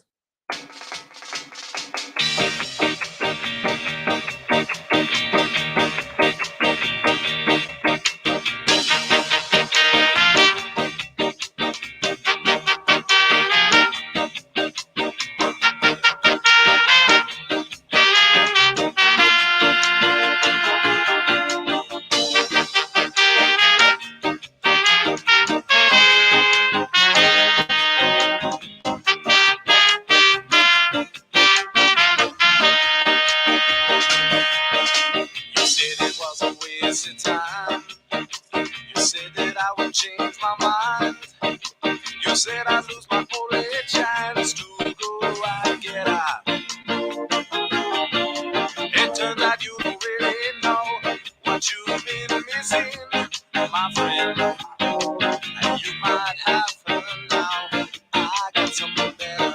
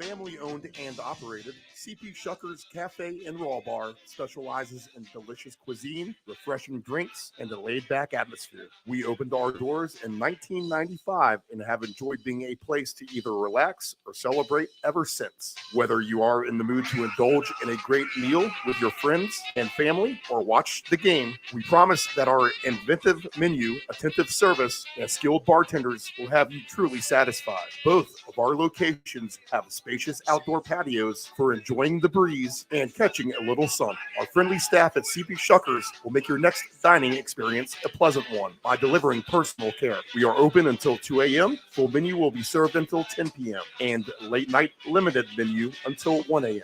For larger parties, please give the location of choice a call. Pacific Avenue, 757-425-8676 or Shore Drive, 757-412-2929. More information at cpshuckers.com. Thank you for your continued support and have a shuckin' good time. Control your alcohol. Don't fight. Don't drink and drive. Your one punch could kill someone. It happens. If you're behind the wheel, you may think you are fine, but then the other driver is under the influence of texting, and then you are done. Control your alcohol.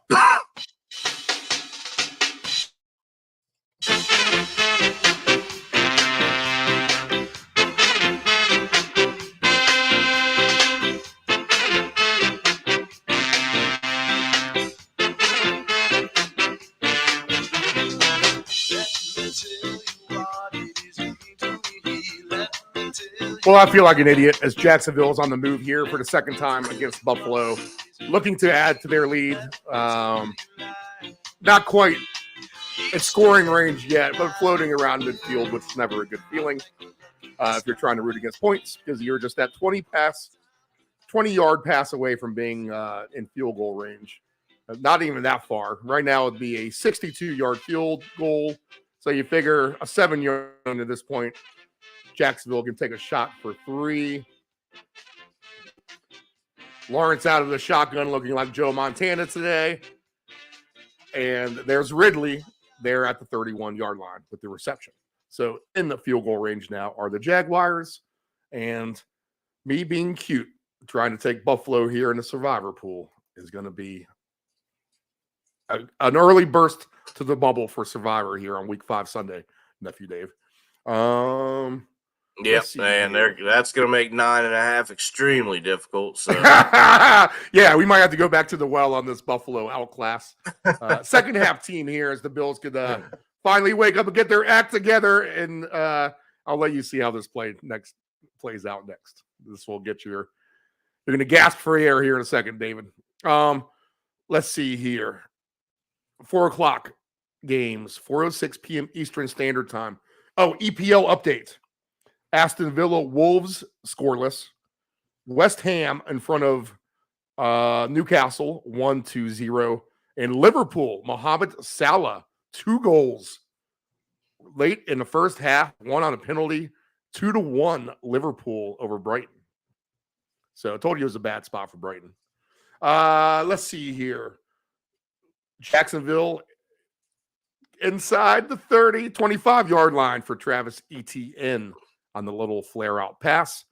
All right, 4:06 p.m. Eastern Standard Time at SoFi Stadium. Maybe Chris Murray will be in attendance for this, but the Los Angeles Rams do host the Philadelphia Eagles. Eagles minus 4.5. Over-under is at 50.5 for this game in SoFi. My instinct was to have points from the get-go for this, Dave. The injuries worry me for the Rams on the offensive line. But here we go. Cooper Kupp looks like he's back today. Stafford's been fantastic. Fun team to root for. The Eagles have been the Eagles. Now, not exactly super impressive in victory, but they have managed to get by well here. And I don't know. We're going to have a fast track. I could see some athletes being athletes today. I could see some points. Over-under is 50.5, so it is a high total. But I think they might be able to sail over this, provided Stafford can get his protection a little bit, which is hopefully going to be hopefully a smaller if than what it is right now, because I think that's a big if. We'll know early if the Eagles are getting the Stafford, if there's going to be a long day. Maybe a great chance to end game, too, as well. If you see that the Eagles are smothering Stafford, you might want to grab the Eagles on a live line real fast and go with that. But I could see this being a high-scoring game with the Rams getting their points. Something like 38 Eagles, 24 Rams. I think the Eagles do win this game. Rams valiant in defeat, probably. And the Rams could even cover the spread. But I'm going to say that the Eagles are good enough here to go on the road and get a nice win. Just because of the depth of the Rams is going to be too much to overcome. Your thoughts on that, David? Yeah, Steve, when I saw that over under total, my immediate thought was points. And I think the Rams can certainly help the cause. So if you want to go with the over here, we know Philly's going to put up some points. But I'll tell you what, and correct me if I'm wrong, but the Eagles defense has not wowed me. We know they're a good unit, but they do, let some points go by. So, yeah, Steve, let's go with an over here for sure. Jacksonville with a field goal, 11-0. Prop wise, I'm going to look at this. I'm going to just look at everyone to have a good day here. And I'll go through some of them.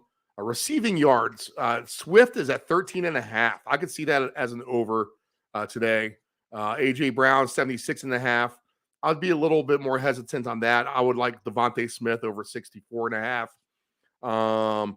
Let's see. Cooper Kupp is at 63.5. I think he gets over today. Nakua's at 65.5. I wonder if he will be. Oh, he's a good player. He probably gets his too. They do have some weapons now with Kupp coming back, don't they, Dave? Wow. I mean, especially if Nakua can keep things going and not get hurt by the production Kupp will give you. Tutu Atwell seems to be the guy who will suffer a little bit, maybe. Maybe not necessarily Nakua. Any thought on that? No, you're probably right. I mean, Nakua's been, I think he's definitely new number 2 for him. I mean, he's shown that he's reliable. So that's a nice 1-2-3 if you go Kupp, Nakua, Atwell now. Just because of the emergence of those two young guys. I mean, that makes you – and Higbee. You still have Higbee. So dynamic a little bit here are the Rams. And Stafford, he looked like the best quarterback in the league, to be honest. Right, he really does. Besides Josh Allen, Stafford, he just has a savviness. He's not throwing interceptions. Every quarterback misconnects, but fairly trustworthy has been Matthew Stafford, and more so trustworthy than anything. And if you have him on fantasy, you're not doing too bad, actually.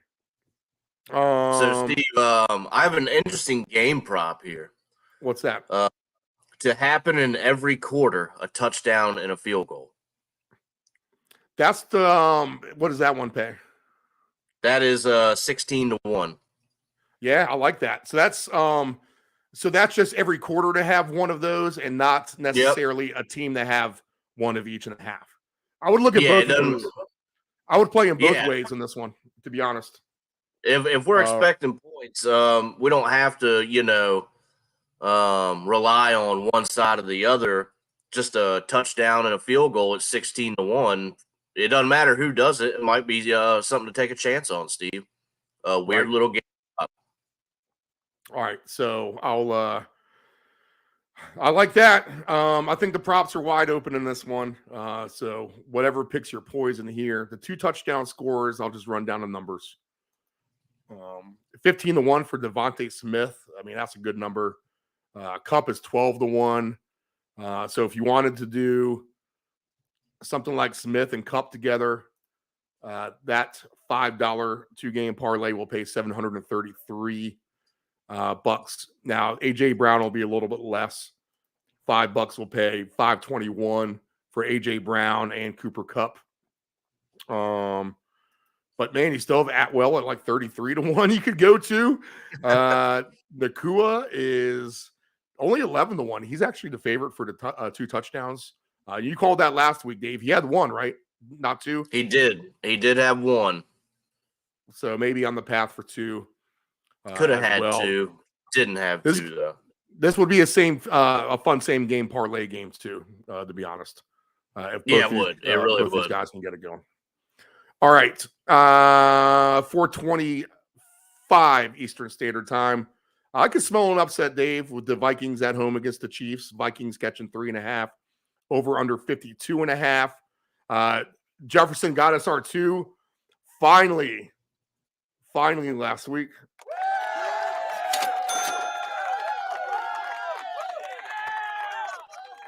Finally getting into the end zone, the best wide receiver between the 1 yard lines ever. But I think he can do that today as well. I'm not convinced the Chiefs are dominant here on defense. And yes, the Vikings have been a terrible, terrible team as far as someone who shoots themselves in the foot at every turn. They just hand points away. But, man, they can look so good, too, at times as well. So I'm just wondering if they're just not going to bring their A game because the Chiefs get everyone's A game anyway. And it's not like they've been blowing teams out of the water, except for like the Bears, they did. But if you take that Bears game away, and here's a goal by Aston Villa and a goal by Wolverhampton. So 1-1, 2 goals quick, real quick in the soccer game here. That is going to be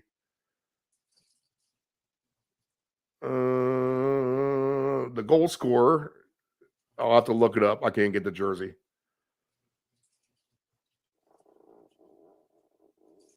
I don't know this guy either. Okay. So weird anytime goal scorers in the soccer games for sure. But 1-1 is Wolverhampton and Aston Villa now with a phenomenal volley from a ball coming in on a sliding kick. But I smell an upset, Dave, with the Vikings. I just do. It's the 4:00 game. It looks too easy to bet the Chiefs here. You were let down by the Chiefs on Sunday night for sure with the Jets. Just having no business coming back to cover that spread. I mean, literally.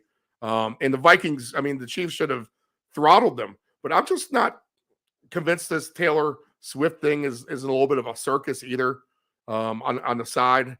A circus that's probably just not needed, to be honest, for a team trying to have the utmost focus. So, you know, it probably doesn't play a fact overall or whatever, but still, maybe. And it is distracting, I'll tell you that. The Vikings could catch lightning in the bottle here just because they have the talent. And if they do, it's going to be because of Jefferson. Now, I do have a weird bet I'll talk to you about with Mac Jones and the 880 yards or plus 880 for 300 yards, right? Right. I do have him put together with Jordan Addison in this game. Jordan Addison to get 90 yards is at plus 490. So maybe Addison breaks it open today, almost like a Gabe Davis would in a role for the Bills. The Chiefs could be susceptible to that with an air attack by the Vikings today. So just a weird one we're going to throw out there. We'll take Addison on the prop bet for over yards, but I'll probably wish I had over 150 for Justin Jefferson because every time I look up, that's basically what he has. And he's only plus 360 to get to 150 plus. Hey, I'll tell you what, plus 125 plus at plus 178. So that's 125 yards at plus 178 on the price, on the payout for 100. 100 wins you 178. Jefferson for 125 sounds good, actually. Yes, it does. I could see him running all over. But, Dave, you like the Chiefs here. You're going to assume they're going to be able to be smart enough to pull this out, and the Vikings dumb enough to let the Chiefs pull it out. Correct? That's kind of my thoughts on that. I mean, could Minnesota win this game? Yeah, I think they could for sure. But I think we're going to see points. So, Steve, I'm going to go back to that prop that we talked about in the last game, touchdown and a field goal. Going to take a chance on that. I think these two teams are certainly capable of that with the firepower that they have. It's just, Steve, oh, man, are the Vikings going to stop shooting themselves in the foot and stop losing the games for themselves?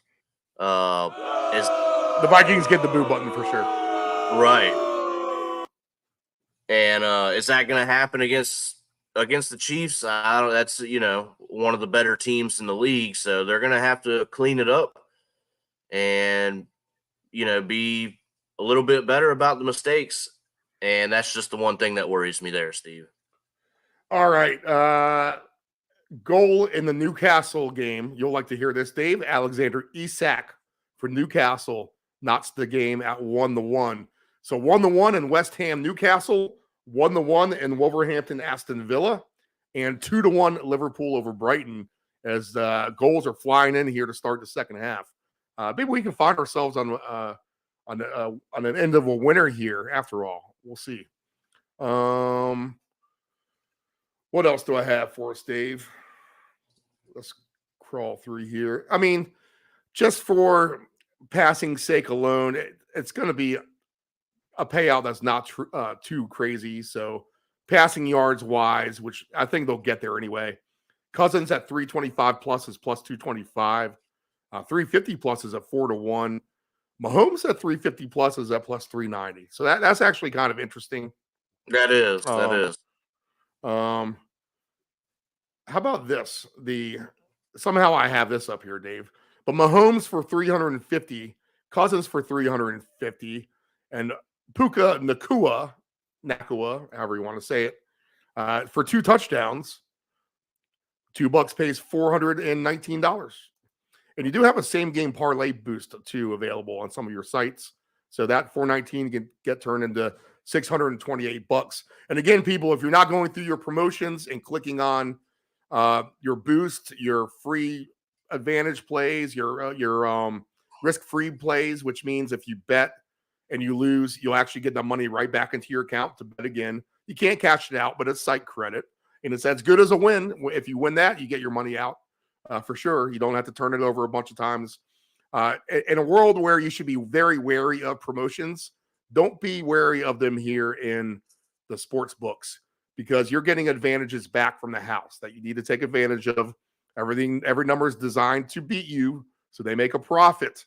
Although a lot of these times, like George Pickens, sounds great for 29 to 1 touchdown for 2 touchdowns. Well, he hasn't gotten it yet, and here we are into 17 games. So the first time he pays off, if you've been playing that every week, which I think I've had him involved in most weeks for 2, to be honest.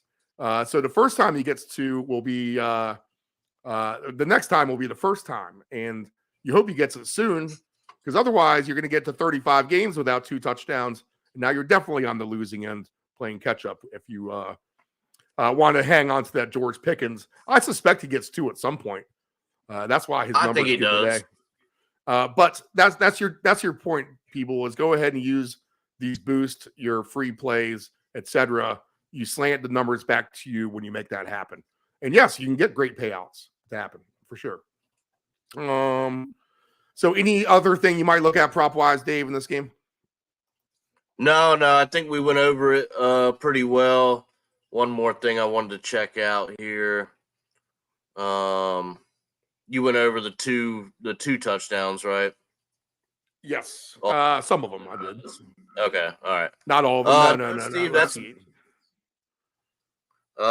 Kelsey is plus 370, so that's another cheap number for the day, I think.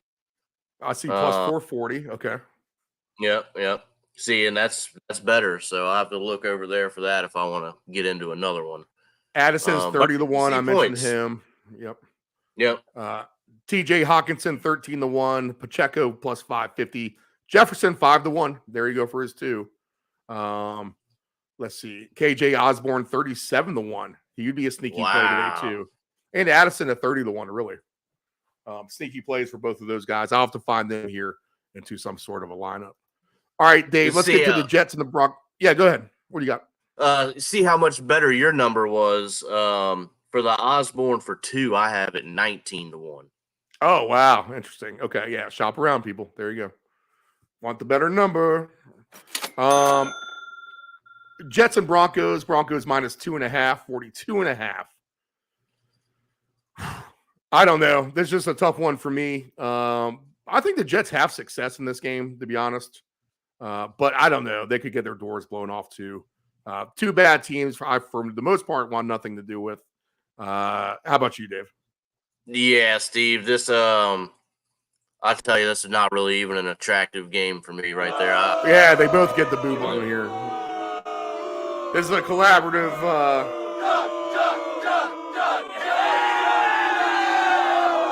Drink every time they do something stupid.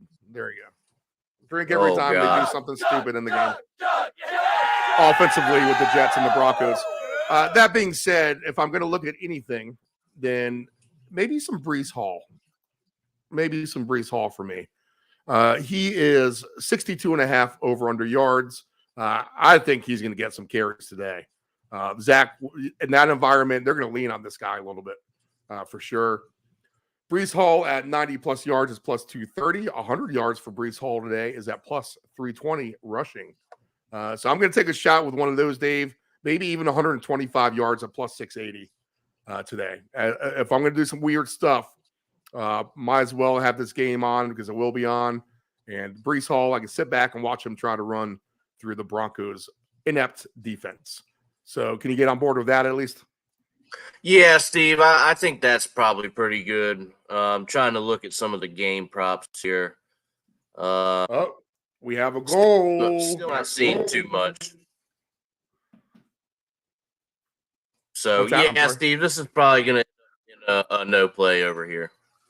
Alexander Isak for Newcastle, who I was going to maybe look at for the 2 goals on my goal scorer prop, has now found the back of the net for the second time in 5 minutes. Newcastle 2, West Ham 1. Other scores remain the same. 1-1 Aston Villa, 2-1 Liverpool. The Jags 11, Bills 0. Jags with the ball, 12 and a half minutes left here in the second quarter. All right, so Breece Hall for me in the game, which, I don't know, run for the hills for the most part. Run for those Rocky Mountains. Run for those Rocky Mountains, people.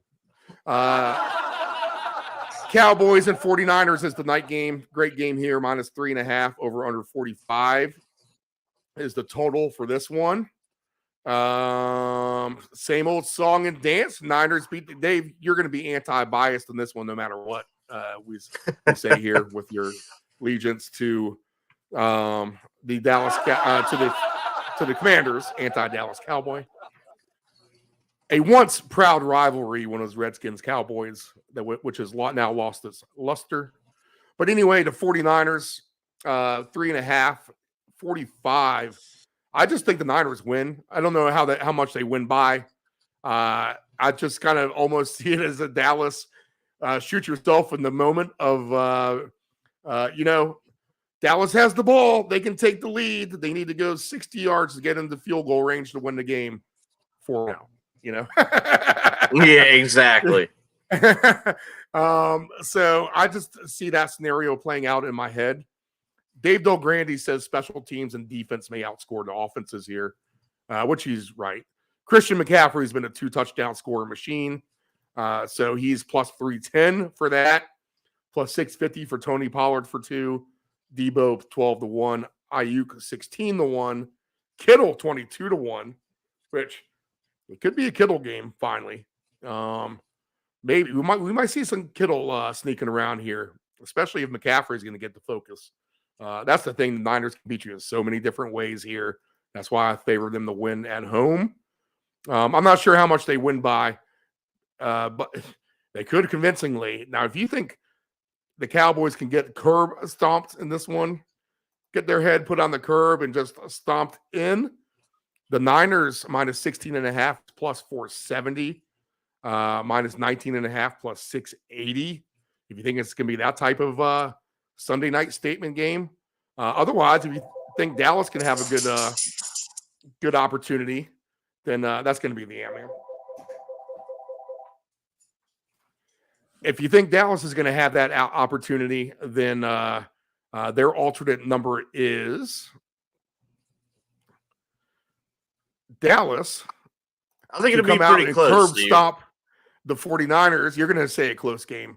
I think it is. I think it's a good game. I'm just going to give you the extremes just in case you're interested. Right. But 14-1 if you think the Cowboys come out and the curb stomp the Niners somehow. Good game. Should be a lot of fun. I wouldn't expect to see Kittle's for getting 2 touchdowns tonight. It's an interesting number in this kind of football game. I'm just going to say that. Again, Kittle's for 2 touchdowns is at 22-1 odds. I believe we do have the Ant-Man chiming in, Anthony. How's it going?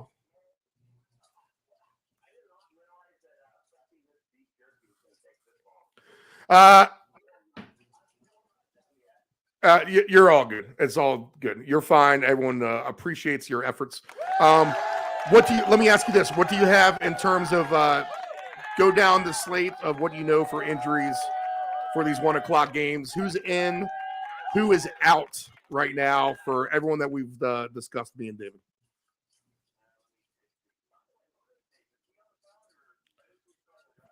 He's in his mobile studio from the lovely Ocean View, Virginia, which we have a satellite studio now, Anthony.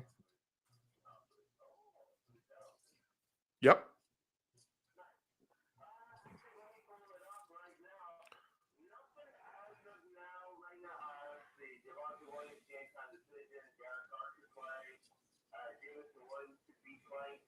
Yep.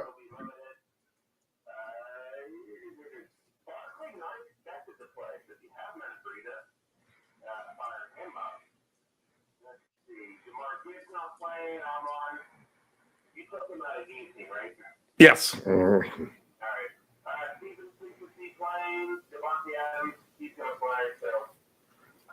Nothing as of now.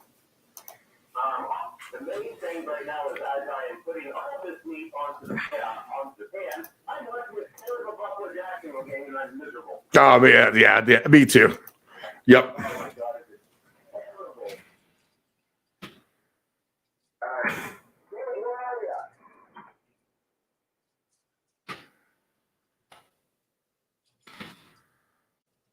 What's the mobile home key? What's that? As I'm typing up some new production here. The mobile studio from the lovely Ocean View, Virginia, man, as it now says on the screen here. Okay, Anthony, how about your super prop games today? What are your high scoring games? Maybe some of the secret ones we might not be talking about. I can review real quick, but don't want to spend a ton of time. How about this? You just tell me if this is a shootout game, yes or no, and I'll ask you a quick question. Ready?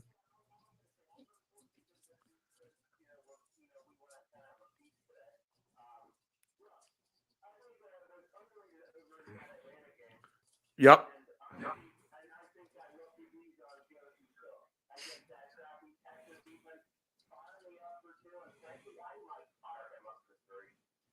There you go. Bijan for 3 today for Anthony.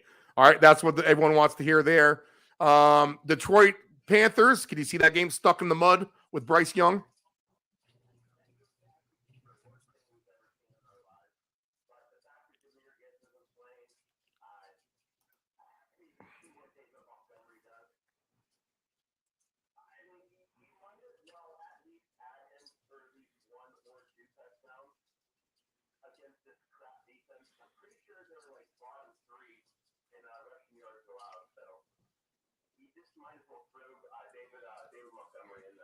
All right, David Montgomery from the Ant-Man.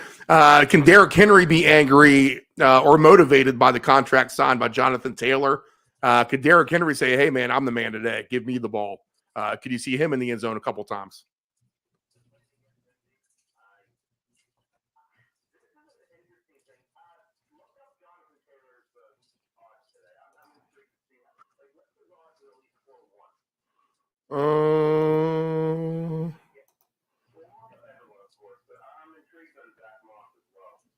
I don't even think we talked. Did we even talk about this game, Dave? I think we did. Yeah, plus 320 for Henry. The Colts and the Titans. Oh, yeah. Yeah, I told you. Yeah. I told you I couldn't even. This is a hard one. Both of these teams you think are on the lower grade scale, but they're better than that probably. Plus 320 for Henry for 2. Taylor plus 900 for 2 touchdowns.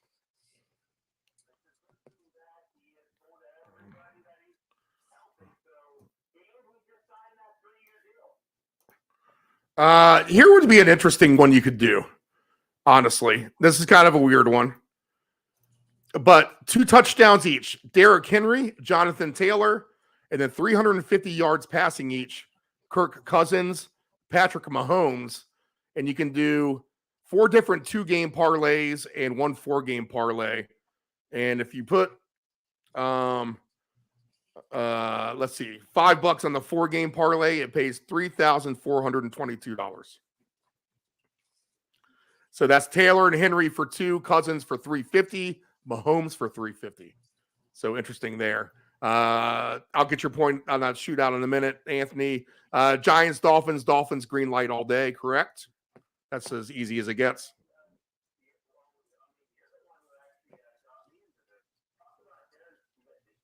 Yes, we talked about him plenty. We have him for sure today, and he pays 50 to 1, which is amazing. Dude, there's some good players paying some ridiculous numbers today. I did one with Odell. We did it on the air. Odell Beckham, Pickens. Beckham's 45 to 1. Pickens is 29 to 1. As I'll talk about that game with you in a second. Smithy's 50 to 1. And then threw someone else in there Damian Pierce. Damian Pierce today for 2.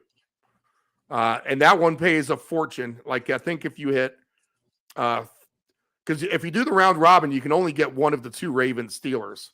So it just figure if one of those guys hits, you're good. If the other 2 hit, or just one of the other 2 hit, you're going to get a little payout for sure. So big number there.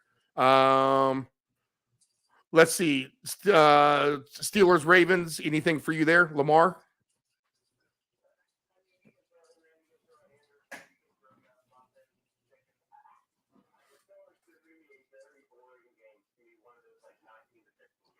Okay. Yeah, we said that, and maybe I said that's probably what's likely to happen. That's why you maybe throw the wrench into the turbine of the engine on that, and hope for the best, just for fun. Saints, Patriots would be the same way. You see that, right? Probably a crappy game, but who knows? Maybe they could do something crazy.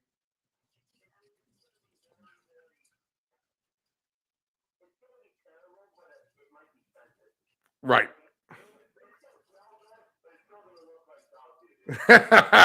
Well, it might look like dog doo-doo and smell good, to be honest. That's the way I'm kind of looking at things here.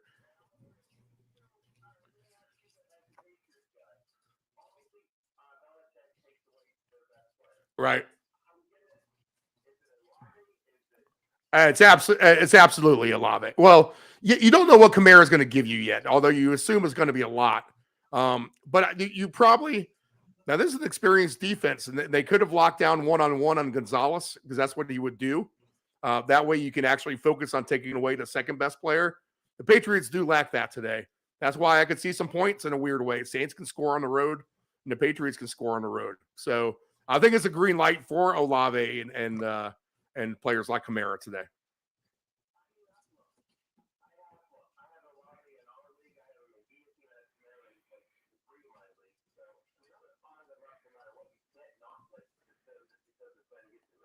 Right.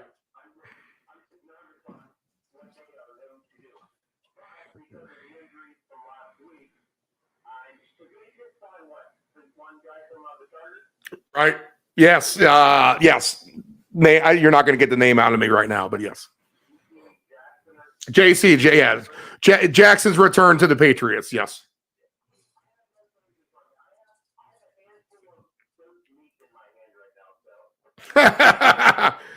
Okay. All right. Fun games for the Rams, Eagles, and Chiefs, Vikings. Green lights on both of those, right?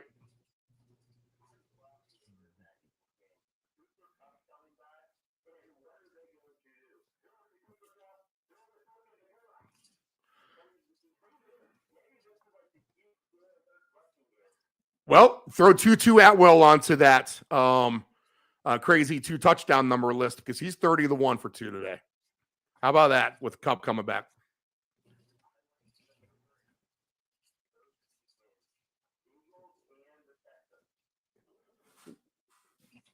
Wolverhampton is peppering the Aston Villa goalie on fast breaks and not getting the ball in the net. Exciting game in Aston Villa and the Wolves if you're able to get the last 20 minutes of that on here for soccer. And Jefferson, a big day for the Vikings. They can pull the upset, Anthony, right? Yes. This is the 49ers is the night game. Yes, this is the 4 o'clock, probably Tony Romo special, unfortunately. Yes. Yes. God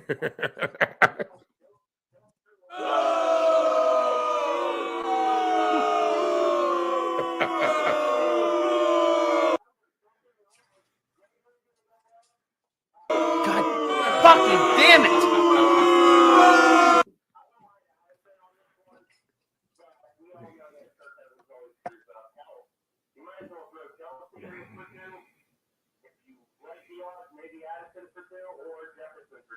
Addison, and we talked about the 2 touchdown scores for the Vikings with the other receivers because they are paying very, very nicely. That already came across the list.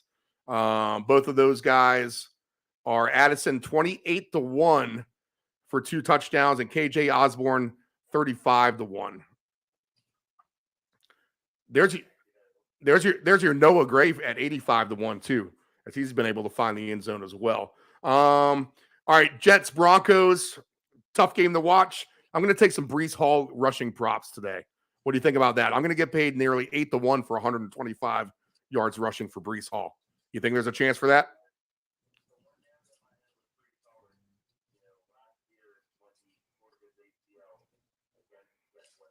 Denver? Was it at Denver? I think that was in the Meadowlands.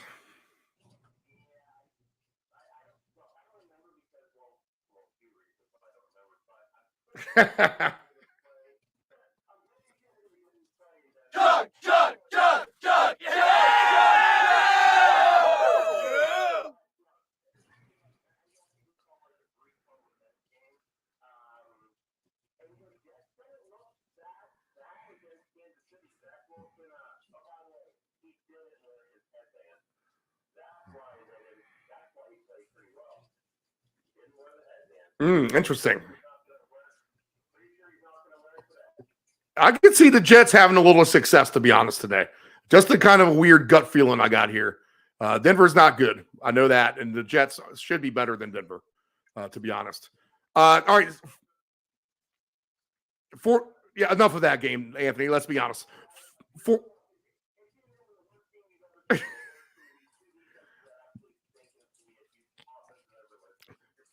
49ers, Cowboys. You like anything special here? I like Kittles for 2 potentially. Now, the Niners Dallas is going to look to take away McCaffrey. Now, are they able to? Probably not.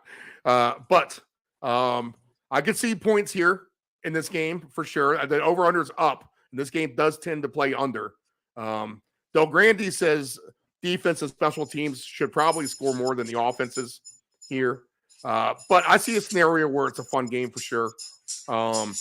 But give me Kittles to sneak around in that Dallas banged up secondary to score twice.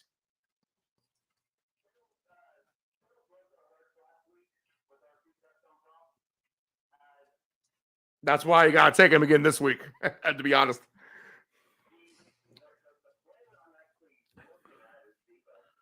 Yeah, 2 touchdown scores for the 49ers. Again, I don't think I went through them too much. Just talking about Kittles there. McCaffrey was plus 310. Ayuk, 16-1. And Debo is 12-1. Yep. And CD Lamb, 12-1 for that fact as well.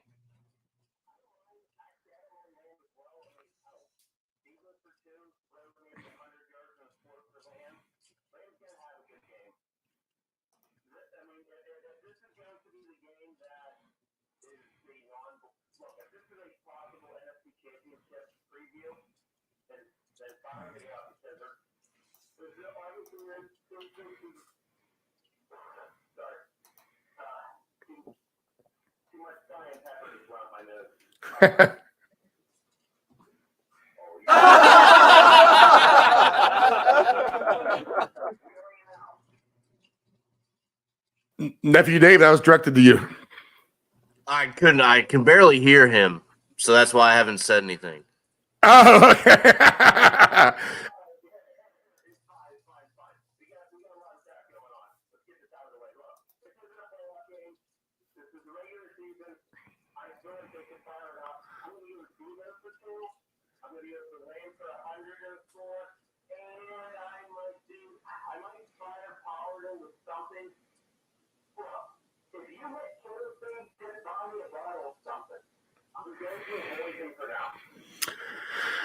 All right, boys. Monday Night Football. We'll get on out of here. Packers and Raiders.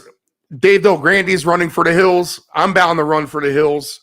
Raiders 1.5, over under 44.5. You know what? If you're going to give me anything in this game and I have to do something, I'm just going to call this the Devontae Adams revenge game here. Plus 700 for Devontae to score twice.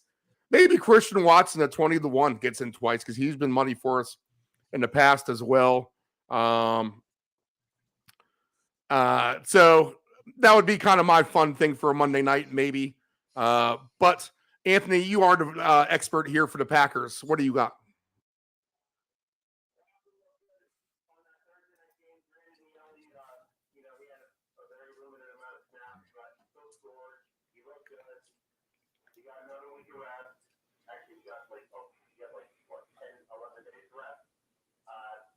I wouldn't mind throwing Watson and Adams for two, because Watson's a scoring machine. And frankly, you can make an argument that Devontae Adams has been the best receiver in the NFL in the past 5 years. I'm going to make a case for two. David, what do you got? Give me Dobbs for 1 or 2. I think they used him a lot, and he's probably the better receiver that they have in my mind. And I like him. Dobbs for 1 or 2 there. All right. On that team. Dobbs receiving. Let's look at the receiving props for alternate yards. I'd be interested in that for this game. Christian Watson at 70 yards is plus 240. 80 yards is plus 350. Dobbs to get 70 yards plus 220. 80 yards plus 310. No Devontae Adams receiving prop yet in this game. So he's off the board right now since that is Monday night. But I'm going to look for Adams for 2 and just hope for the best. Honestly, we talk about one game every week, which is priced right around the game spread and the over-under. And again, if you're going to do the teaser any which way, I could see that falling in every category here. That'd be a good way to look at it, Dave. But you know what would be fun too, Dave? Maybe your field goal touchdown prop in this one as well, to be honest. Yeah, yep. I could see that happening. All right, boys. We'll wrap it up for week 5. We'll do the best bet. Oh, no, we got to go for 2, right? Here we go. You've got to go for 2. Here comes the sounder.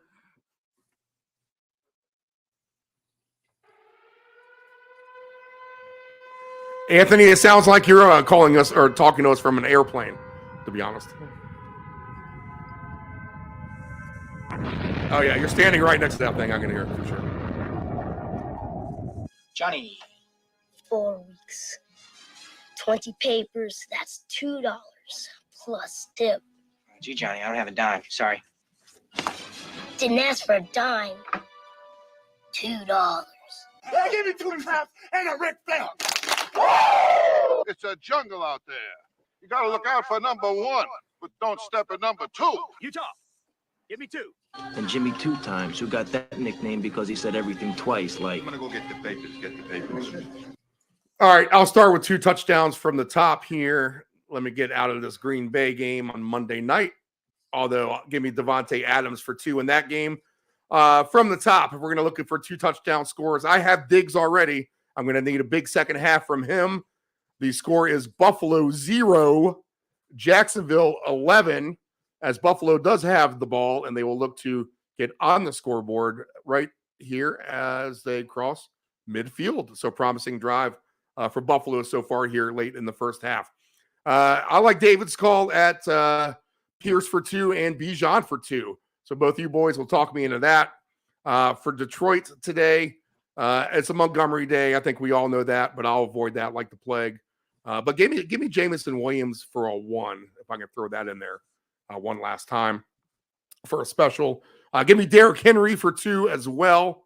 Also 2 touchdowns. I have locked in Tyreek Hill as he runs free all day.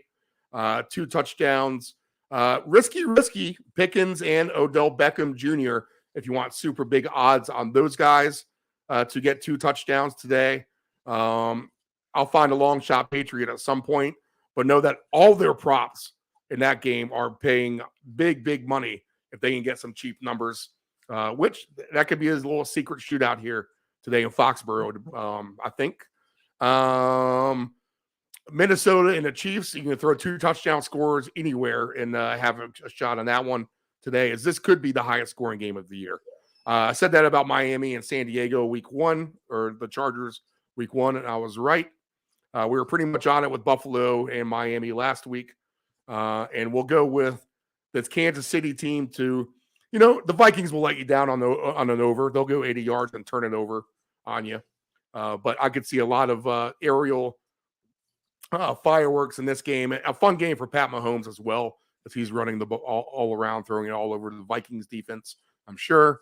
So 2 touchdowns there for anyone, but I'll take Jefferson. Give me Kittles for 2 in a sneaky way. But I love Debo, love McCaffrey, love Ayuk, even in that regard. And I do like that CD Lamb sneaky for 2 touchdowns as well with those guys. We'll go to you, David. What do you got? All right, Steve. So I'm going to go with Dameon Pierce. David Montgomery, I did take him. I'm going to give Mostert another chance, and then I'm going to round it out with a McCaffrey pick. Long shot with me with Smithy there for the Dolphins as well. Anthony, your 2 touchdown scores.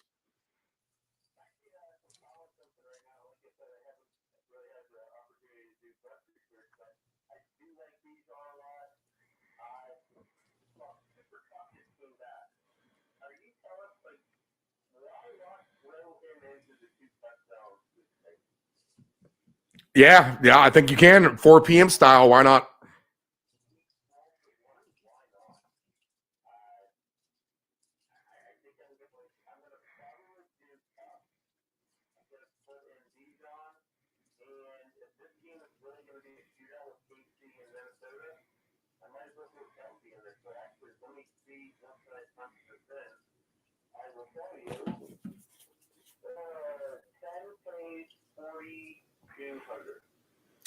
All right, that's a good one. We like it all.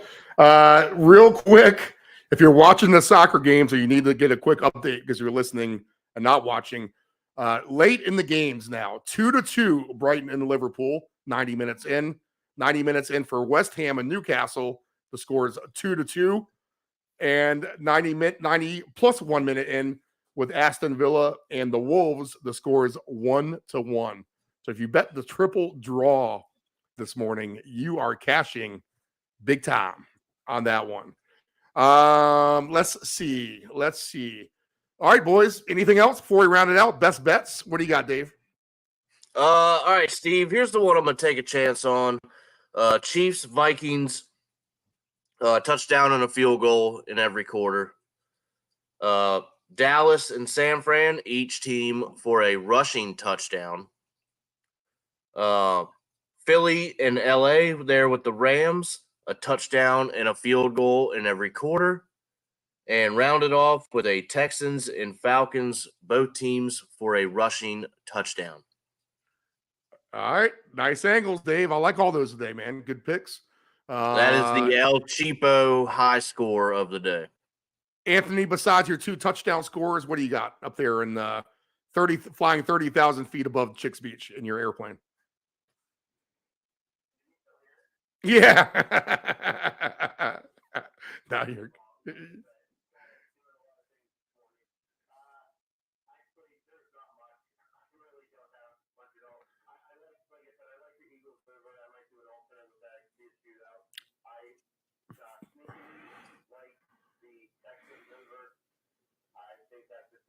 That's been a 4-way expert consensus this morning. I think that's a play everyone needs to make. To be honest, we all like it.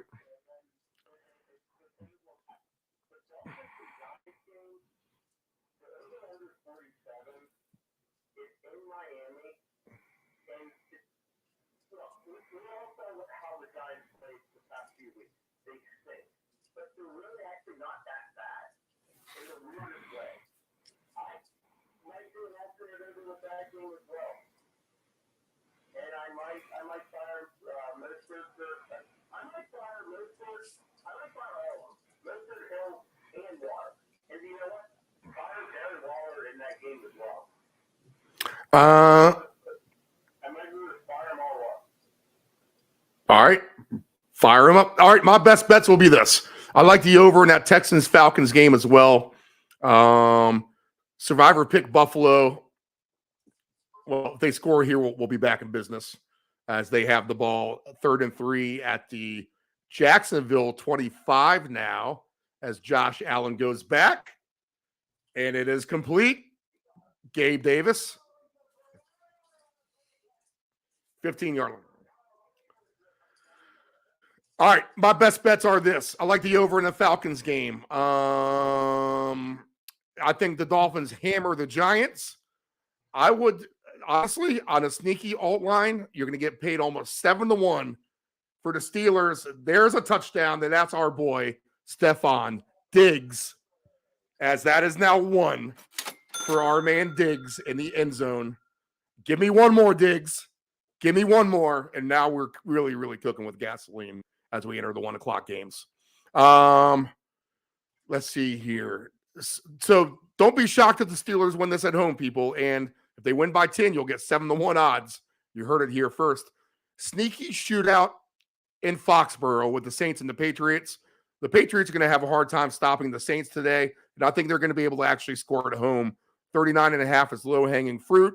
All the props, a green light for big cash payouts. If you just want to take that chance to throw that stab at it, there you go there. Over points for Rams and Eagles today, and Chiefs Vikings. Alternate totals in both of those overs, as I think both of those games play into the 60s. And where the Chiefs Vikings could be the highest scoring game of the year, like I just said a few minutes ago, the Eagles and Rams could even eclipse that, to be honest, today. But I have a little bit more faith there in the Eagles defense than any other unit amongst those four. Interesting game with Dallas and the Cowboys. So either one of two things is going to happen. The 49ers squeak this thing out, and you wish you didn't lay 3.5, or you're going to wish you bet 7-1 to win by 21 points or more as they completely flex their muscles over Dallas. All right, boys, those are your best bets. If you want to get anything, go back to deepend757.com. Click for replay as soon as we get off the air here. Dave Del Grande, a good talk with him, except for the fact that the Jonathan Taylor contract stuff broke out about 20 minutes after we got off the air. So a little untimely in that little 2 minutes of the segment. Ant-Man, thank you for your contributions today. Good luck landing that plane. Nephew Dave.